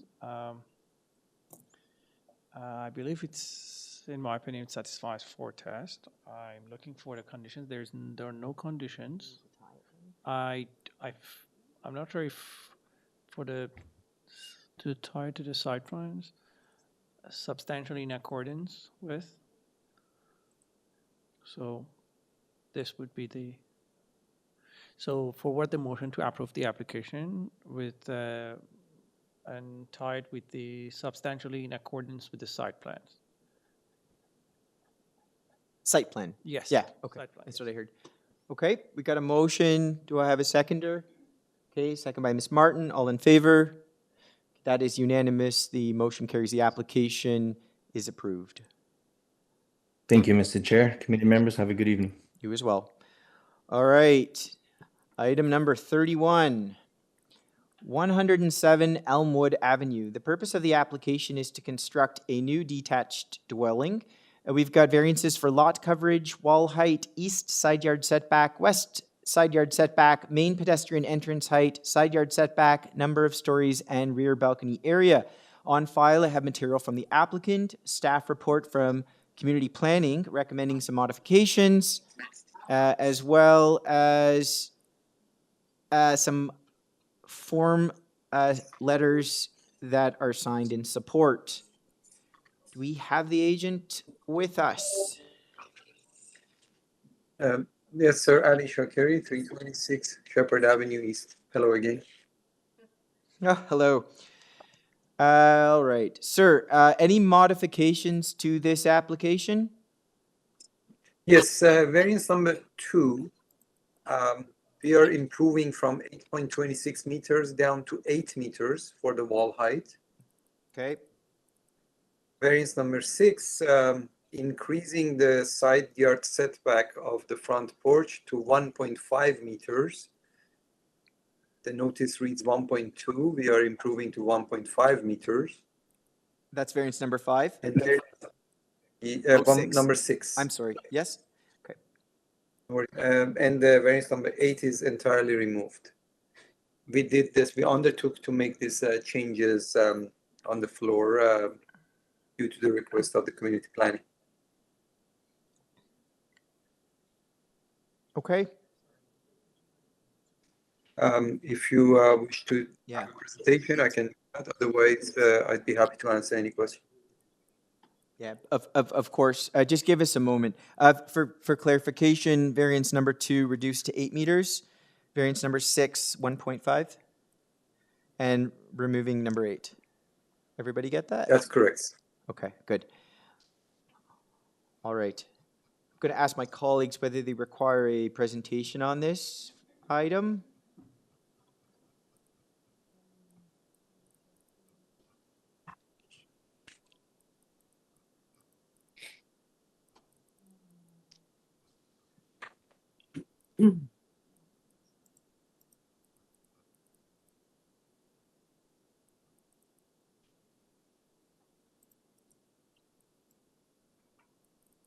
And sir, just to confirm, the most recent site plan and elevations, which date are we at? Is it that they're the June 24th package for COA? I should, but I do know that I submitted revised drawings according that reflects the changes. I can go to AIC and double check it. June 24 download plans. Bear with me for a second. Yes, correct. The one that dated June 24 has all these changes reflected on. Okay, so you did get the amended drawings in time. Yeah, I see. Yes, that's okay, sir. Any concern if we do grant an approval, any concern tying the approval to substantially in accordance with the site plan or elevation drawings? No objection. Okay. Any other questions at this time? Of course. I sort of missed the staff report eliminates variance 8, which is the deck.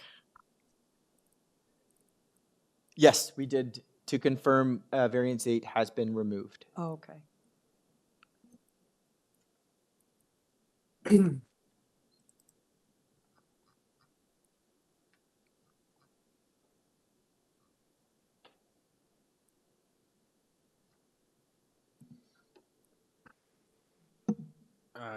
Mr. Chair, if there's no further comments, I can put forward a motion.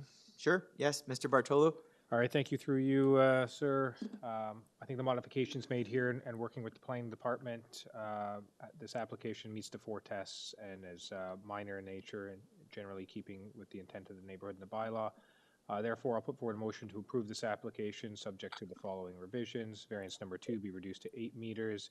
Variance number 6 be reduced to 1.5 meters. Variance number 8 be eliminated. Okay. And do I have a seconder? Yes, I second that. Okay, second by Mr. Fazeli. All in favor? Okay, that's unanimous. The motion carries. The application is approved. Thanks so much. Okay. All right. I believe item number 32 was deferred. So that takes us to the final item of the day. Thank you for all those that are still here with us. Item number 33 is the property address is 12 ESGORE Drive. The purpose of the application is to construct a new detached dwelling. We've got a number of variances before us, including building length, lot coverage, the number of stories, side, exterior main wall height, number of platforms on a rear wall, window encroachment into a front yard setback, and rear platform area.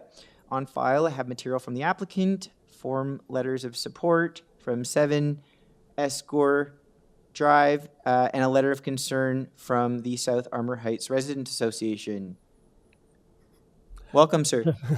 I presume you are the agent? Yes, Mr. Chairman, I am. Your name and address? My name is, first of all, good evening, Mr. Chairman, members of the committee and Committee of Adjustment staff. My name is Andrew Palumbo of Ian Hall Planning Limited. I am the agent for 12 ESGORE Drive, and my address is 38 Betty Nagle Street in Toronto. And thank you for having me here all day. Okay, I'll just obviously, because again, I think this warrants a presentation, so I'll just jump right into it. I'll try to be brief because there was a more detailed justification letter submitted, but I'll focus this presentation mainly on the variances themselves. Mr. Palumbo, I'll just give you a heads up. We are at the end of a very long day, so I'm going to ask you just to slow down a little bit for us. I want to make sure that my colleagues are getting everything. Gotcha. Okay. All right. And I also understand everyone wants to, and I do talk fast, so I'll try and slow it down. Go through each of the variances one by one, and then we'll see where we end up. Okay. I should ask: is this a modified application? Nope. All the variances as per the public notice will remain as is. Okay. Very good. Okay.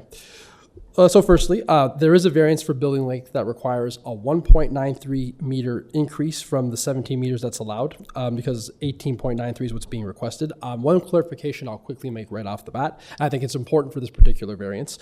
So understand that the majority of the building length, actually, if you look at the plans, is actually at 17.37. There's 1.56 meters that's required for a family room bump out. And again, that's only on the main floor.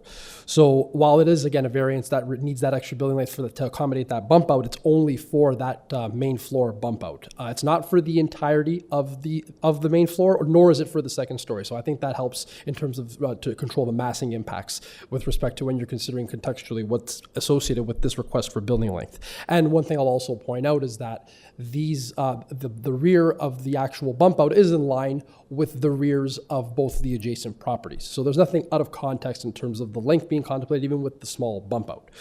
Secondly, there's an increase in lot coverage from 35% to 37.87%. I think, in my opinion, both numerically and with respect to what results on the ground. In a variance like lot coverage, I think it's important to consider some of the other built form variances that are triggered in order to try and determine the level of impact associated with the variance request. And in this case, there are no other specific variances with respect to building setbacks, GFA or FSI increase, or building height, overall building height, because there's one for sidewall. But so in my opinion, that suggests that the dwelling does have an appropriate footprint for the most part, subject to the clarification I just made with respect to building length in terms of how appropriate it is, whether or not, in terms of how long it is. And I should also add, in terms of lot coverage, there is no variance required for landscape open space reduction.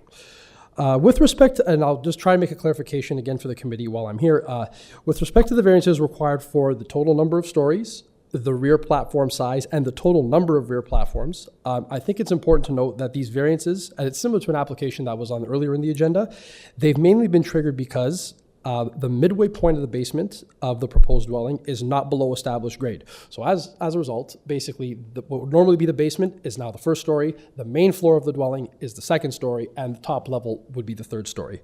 So it makes these specific variances a little more technical in nature. But that being said, I think it's pretty clear in this neighborhood, and particularly this stretch of ESGORE Drive between Felbrigg Avenue to the north and Brooke Avenue to the south, there's a strong presence of either three-story dwellings or dwellings that have three clearly visible levels associated with them, as visible from the street. So if you count in this stretch of ESGORE, 7 of the 14 existing dwellings are three-story dwellings, which is basically 50% of the housing stock in this specific stretch, which is, like, in terms of the immediate context, a very prevalent built form. With respect to rear platform size, again, this is a main floor deck that's being treated as a second-story deck for the technical reasons I identified. Regardless, though, this is a rear deck that, in my opinion, appropriately fits the space at the rear of this dwelling, just north of that proposed family room bump out that I mentioned, and basically located within the building footprint limits, because there is no associated encroachment variances associated with or like encroachments into setbacks associated with the deck either. And also, given that it is a main floor deck and not a true second story or top level deck, the impacts with respect to overlook aren't as adverse because it's not, again, at the top level. But there is based on the variance required for the second balcony, so there's a 3 square meter balcony that's being proposed at the actual top level of this dwelling. That's within the size limitations. And this is more of a morning coffee type of deck that you just walk out from the bedroom. It's not one that's conducive to large gatherings. And there's also some privacy plantings as shown on the current drawings to try and mitigate issues with overlook. And I'll also mention, as I touched on briefly, there's a variance required for the side main wall heights from 7.5 meters to 8.32. And in my opinion, this is just a variance that isn't realized from the streetscape, given that the overall building height does comply with the zoning bylaw. And the result is a 3-story built form that, in my opinion, that's just in my opinion, it appropriately fits harmoniously within the character of this streetscape on ESGORE Drive. Despite the taller sidewall heights in this case. And it's just my opinion that this proposed dwelling won't stand out in any egregious or adverse way along the streetscape. It won't be inappropriate, in my opinion. Furthermore, one thing to also touch upon with sidewall heights, and I've heard this through the hearing today, since there are no setback requirements, if there is an encroachment into the setback, there may be a little bit more of a concern with having a little more taller walls and a bit more of a cavernous feel, but that's not the case here, so the setbacks are being respected. So that should also be given due consideration in terms of the appropriateness of the scale of the overall dwelling. So I'll close off at that point. It's been a very long day, but overall, it is my opinion that the development meets the 4 tests of the Planning Act for a minor variance, represents good planning and is in the public interest, and should be approved for the reasons I identified both today and in more detail in my letter. Thank you very much for your time. Thanks for having me all day today, and happy to answer any questions. All right. Thank you. Any questions right now? Through you, Mr. Chair, just one question. Have you reviewed the Armour Heights Residents Association letter? I have. Regarding the setbacks? Could you Yes, I can clarify that point, Yeah. because there on either side of on the north and the south side of the dwelling, there is a 0.6 meter encroachment into the setback. So it makes the side yard setback 0.6 meters. However, it's associated with a fireplace on either side. And it's my understanding in discussions with the examiner, that's a permitted encroachment, and that's why it was left off the variance. So it respects the 0.9 meters, but that's why the 0.6 at those 2 pinch points is allowed. Okay, thank you. Because it's associated with what's called a chimney. Yes, I'm aware of Thank you. Any other questions at this time?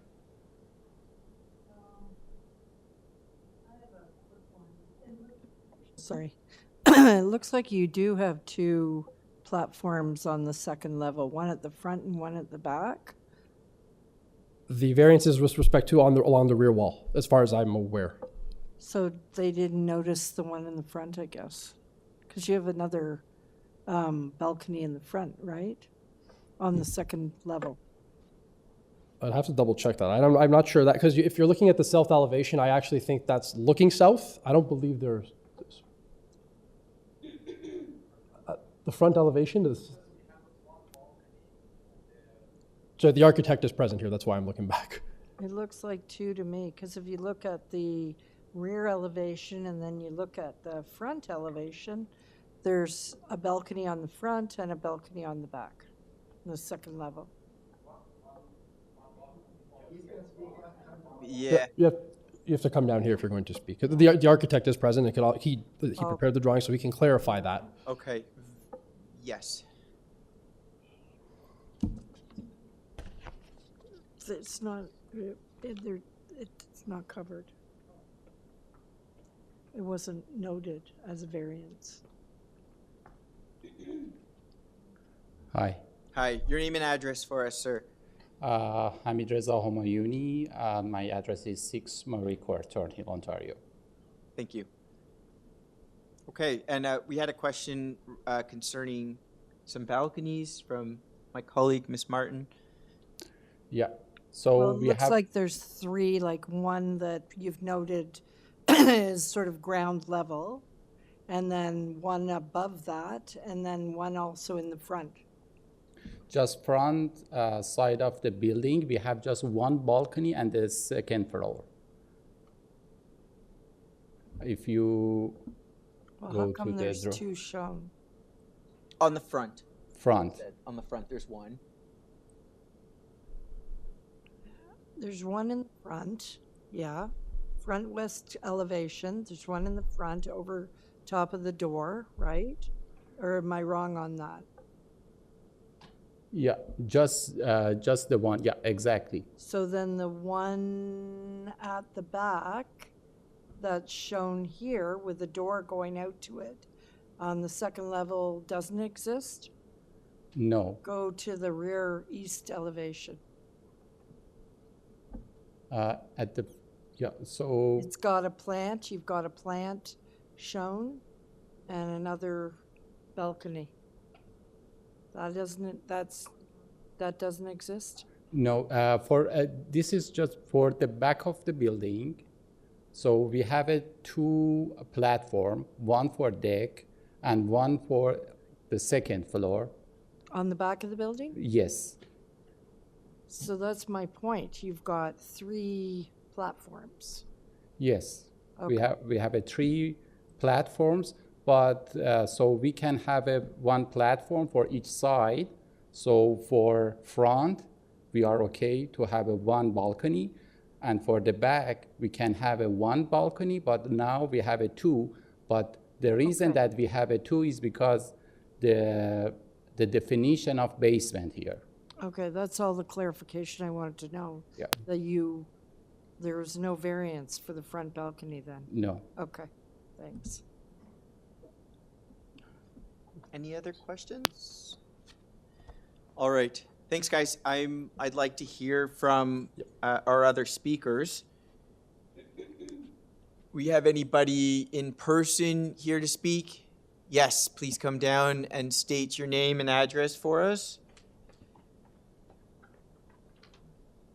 Mr. Chairman, members of the committee, my name is Babak Kachoy. I live at 71 Felbrigg Avenue. So my house is perpendicular to this property at 12 ESGORE. I'm the last house on Felbrigg.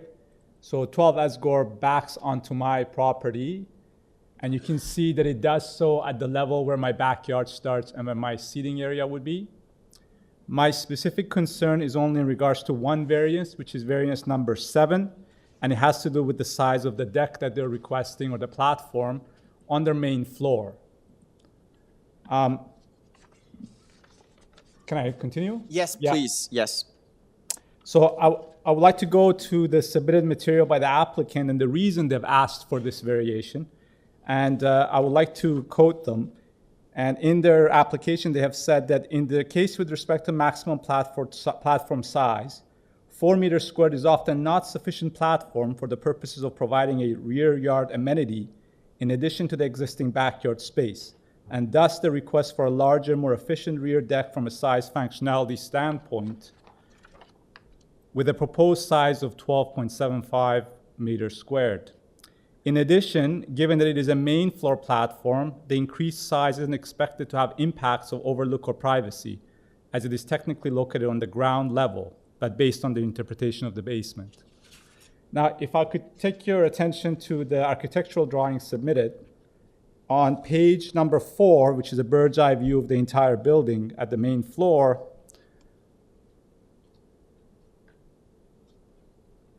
you can see that on the back there, the back includes an outdoor swimming pool, a wooden deck. This is on the left of the picture.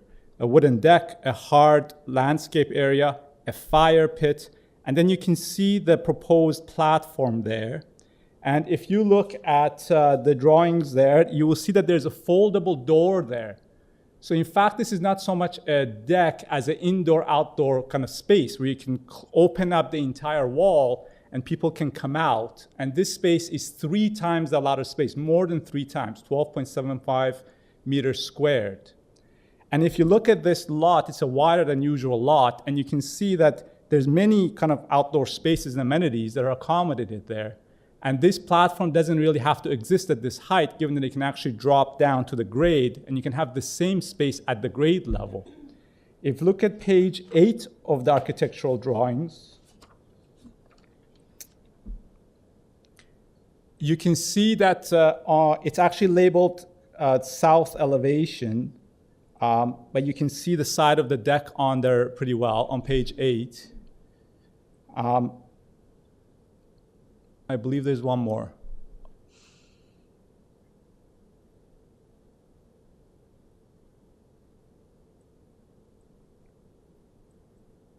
Once it comes up, you'll be able to see that because of the way the ground floor and the main floor work, this main ground platform actually starts at 2.12 meters.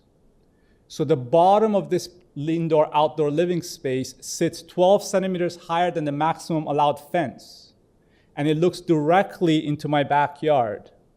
So there's this indoor-outdoor living space there sitting at its base above the maximum allowed height of the fence.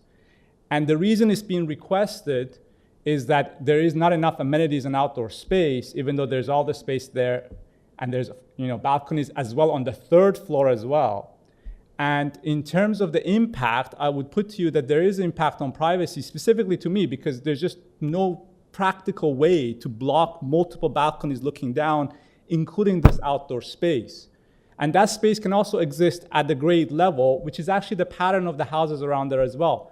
Both houses to the north and south and my house have a small walkout deck, which then has steps down to the grade where there's a seating area.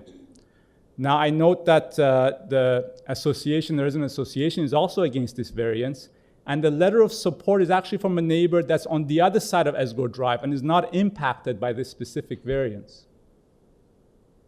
Happy to answer any questions if you have any for me.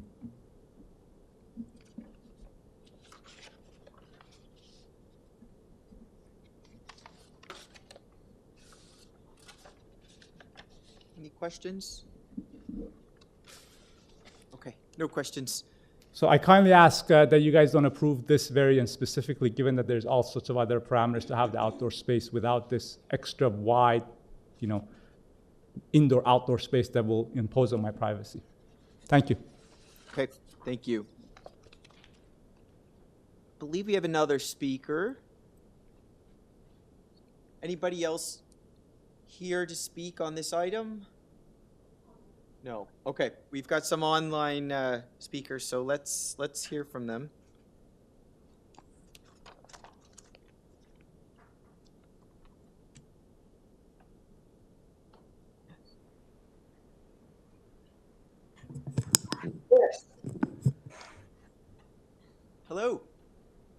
Hello. Your name and address, Anita please? Cancelera. Hello? Hello. We can hear you. Can you hear us? Yes, Your name and address, please? I'm Anita Cancelera. I live at number 10 ESGORE Drive. Okay, thank you. And I believe you are here to speak to the file. Do you have concerns? Yes, Okay. yes. We generally are in favor of the building of a new home at 12 ESGORE because for so many years we've lived beside a house where there's never kept in order, with strange tenants moving in and out, so there. However, there are some key issues that we respectfully believe need to be considered by you. We live on a 35-foot by 120-foot lot. As a result, those relatively large homes compel the neighbors to live literally side by side. We disagree with the proposed variance number 1 regarding the building length. We agree with the South Armor Heights Residents Association in their letter of objection of June the 24th, 2024, that the building length requested is not a minor variance and that only the permitted maximum 17 meters should be allowed. As per variance number 7, the requested enlarged rear platform should not be allowed. As stated, these are relatively small lots, and we are very concerned about losing our privacy. In addition, the privacy at 14 ESGORE and the house on Fellbrig, which he spoke about, to the rear of this house will be similarly impacted. As our association correctly stated in its submission, this variance is more than 3 times the permitted platform size, and therefore the current requested variance is major and not minor and should be disallowed. We are also concerned that damage could be done to our property during excavation with the proposed 0.6 meter setbacks on both sides, which our Residents Association, their submission to you, have made us aware, as damage was done to adjacent properties during excavation at 127 Joycey, 162 Brooke, 118 Fellbrig, and others in the past 2 years, where 0.6 meters has been approved for just one side. So side yard setbacks of 0.9 meters have been a technical requirement for similar sized lots, and in some cases 1.20 meters. In every other instance, we agree with and support the submissions made by our South Armor Heights Residents Association in their letter of objection dated June 24th, 2024. Thank you. Okay, thank you. Any questions? Okay, no questions. Have another speaker? All right, let's get them on.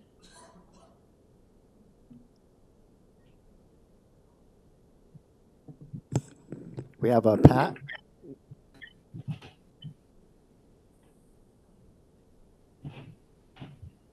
Hello?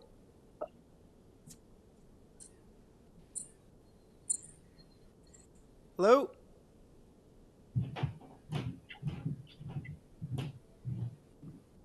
Can you hear us?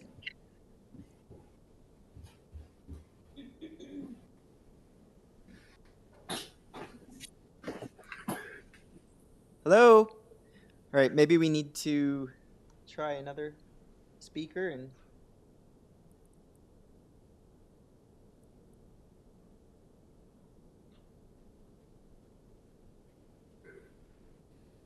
Hi. hello. Hi. Hi, this is Pat Richardson. I'm listening in. I do not intend to speak this evening. Thank you. Okay. Thank you, Mr. Richardson. All right. We have some other speakers on our list. Are they? That's it.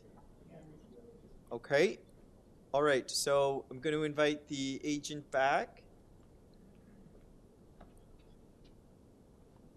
Welcome back. I'm going to ask you to speak to only those matters that were raised by your neighbor.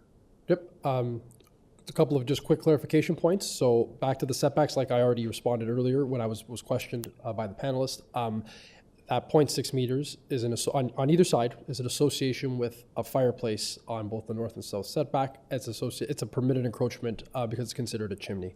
And it's not for the full length of the dwelling. It's only for that portion. It's just a pinch point. With respect to the building length, I'll just reiterate what I already said up front in my presentation. This is just for one small portion. 1.56 meters of the main floor is what requires the building length increase. It doesn't require it for the second floor or no other part. And for the most part, it's 37 centimeters above what's required. And it was the deputant from 10 ESGORE. If you look at the survey, that extra bump out from the family room that requires a variance for the subject site actually does line up with the existing rear wall of 10 ESGORE. So in terms of having a gross overbuild in this section in terms of building length, it's in my opinion that it's actually more in line with what already exists.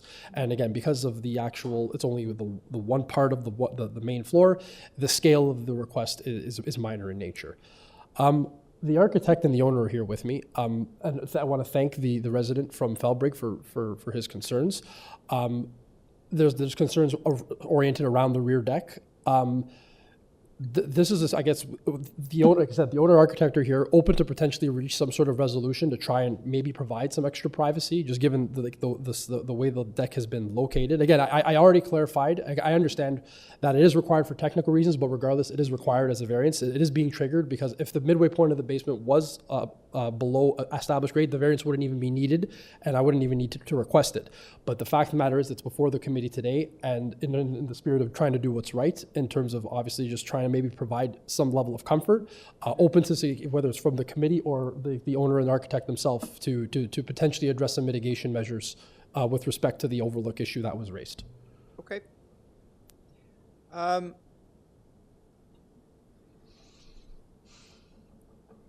Okay. I mean, I do take to the neighbor's comment with respect to yes, the basement could be lowered, triggers the variance, but we're still dealing with a raised deck opposed to one that is lower. So we're just going to be mindful of, the sight line and the impacts that it creates. I'm curious in this instance, I mean, if frankly, if there was any sort of undue impact, frankly, I think it would be on the adjacent neighbor to the north. Yeah. That's where a privacy lattice would probably be one of the first things to think of. Again, just it's not a true two-story deck, but it is sort of elevated from true ground level. So yeah. And I mean, you were here. You've listened to us deliberate at length on a raised deck with. And I dealt with one myself. Right. Yeah. Okay. Any questions? Just that you have a large area of soft landscaping at the very back. I'm sure you could plant some, I think that's, I agree. I agree. In terms of mitigate, help to screen the views. That's one of the items that the owner and architect said that they would be open to doing, especially considering where this gentleman is located in context. And at that point, you can, in the spirit of doing what's right, it is a fair distance, because it's the rear yard, it's all the way at the rear. But at this point, something like that could go a long way. Yeah, and I presume you didn't trigger a variance for soft landscaping in the back. Yeah, so that's one way that you could definitely provide a coniferous screen back there. Yep, and in terms of the nodding of the heads would suggest that yes, that the owner and architect are open to implementing that change. Right, it's to everybody's benefit. Absolutely, it is trying to do of your client as well.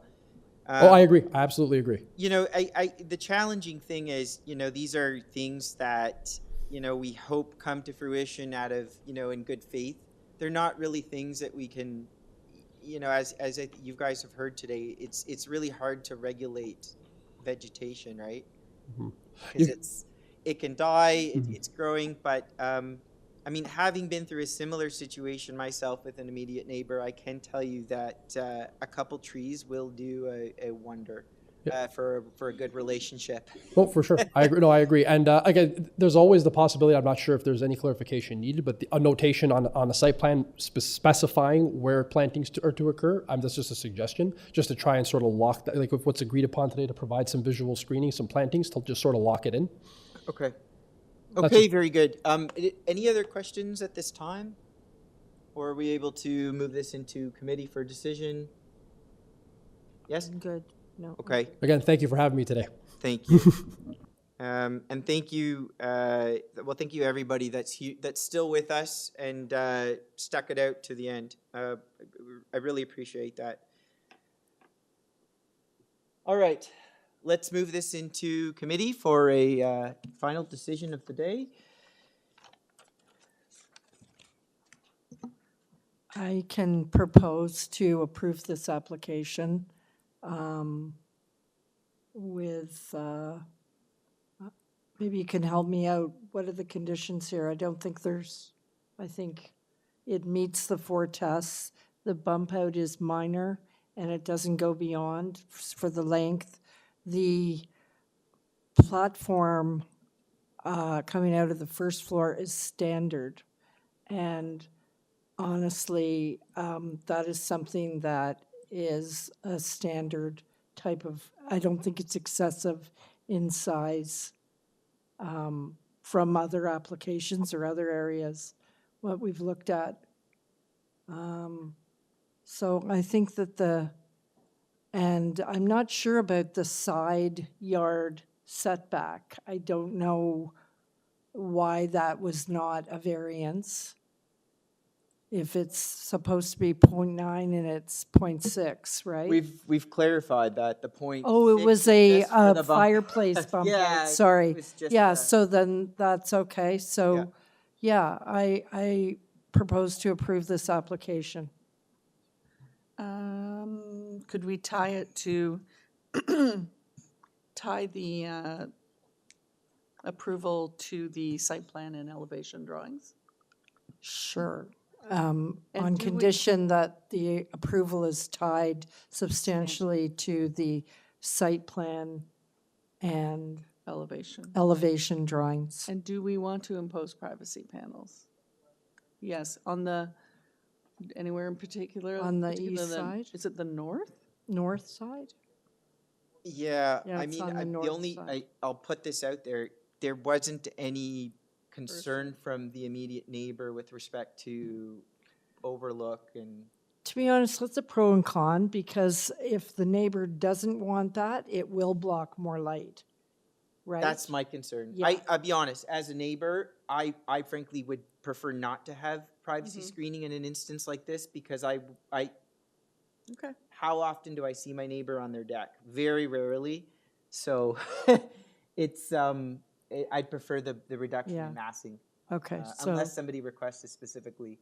I don't want to request it, but I'll listen to my panel members. If, And there's nothing to stop them should they want to put in some privacy screening for themselves, or, you know, in a separate agreement with their Yeah. neighbor. I think they can do that, but I'm hesitant to put those without any directive from the neighbors or the applicant on whether they want it or not. Okay, No privacy. no privacy. Yeah, it would only benefit the neighbor to the north. It's only blocking half of, they have a bump out as well, right? Yeah. Yeah, Yep. So we just got a motion to approve. yes. Motion to approve.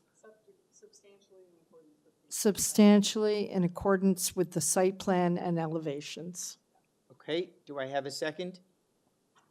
Okay, thank you. Second by Mr. Bartolo. All in favor?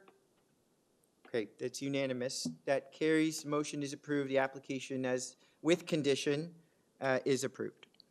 All right, that concludes our hearing. Thank you, everybody, staff, members, public. The time now is 7:24 p.m. Can I get a motion to adjourn? Thank you, Mr. Chair. Through you, I will put forward a motion to adjourn. Thank you, Mr. Bartola. Do I have a second? Second by Ms. Casson. All in favor? It's unanimous. We are adjourned. Thank you.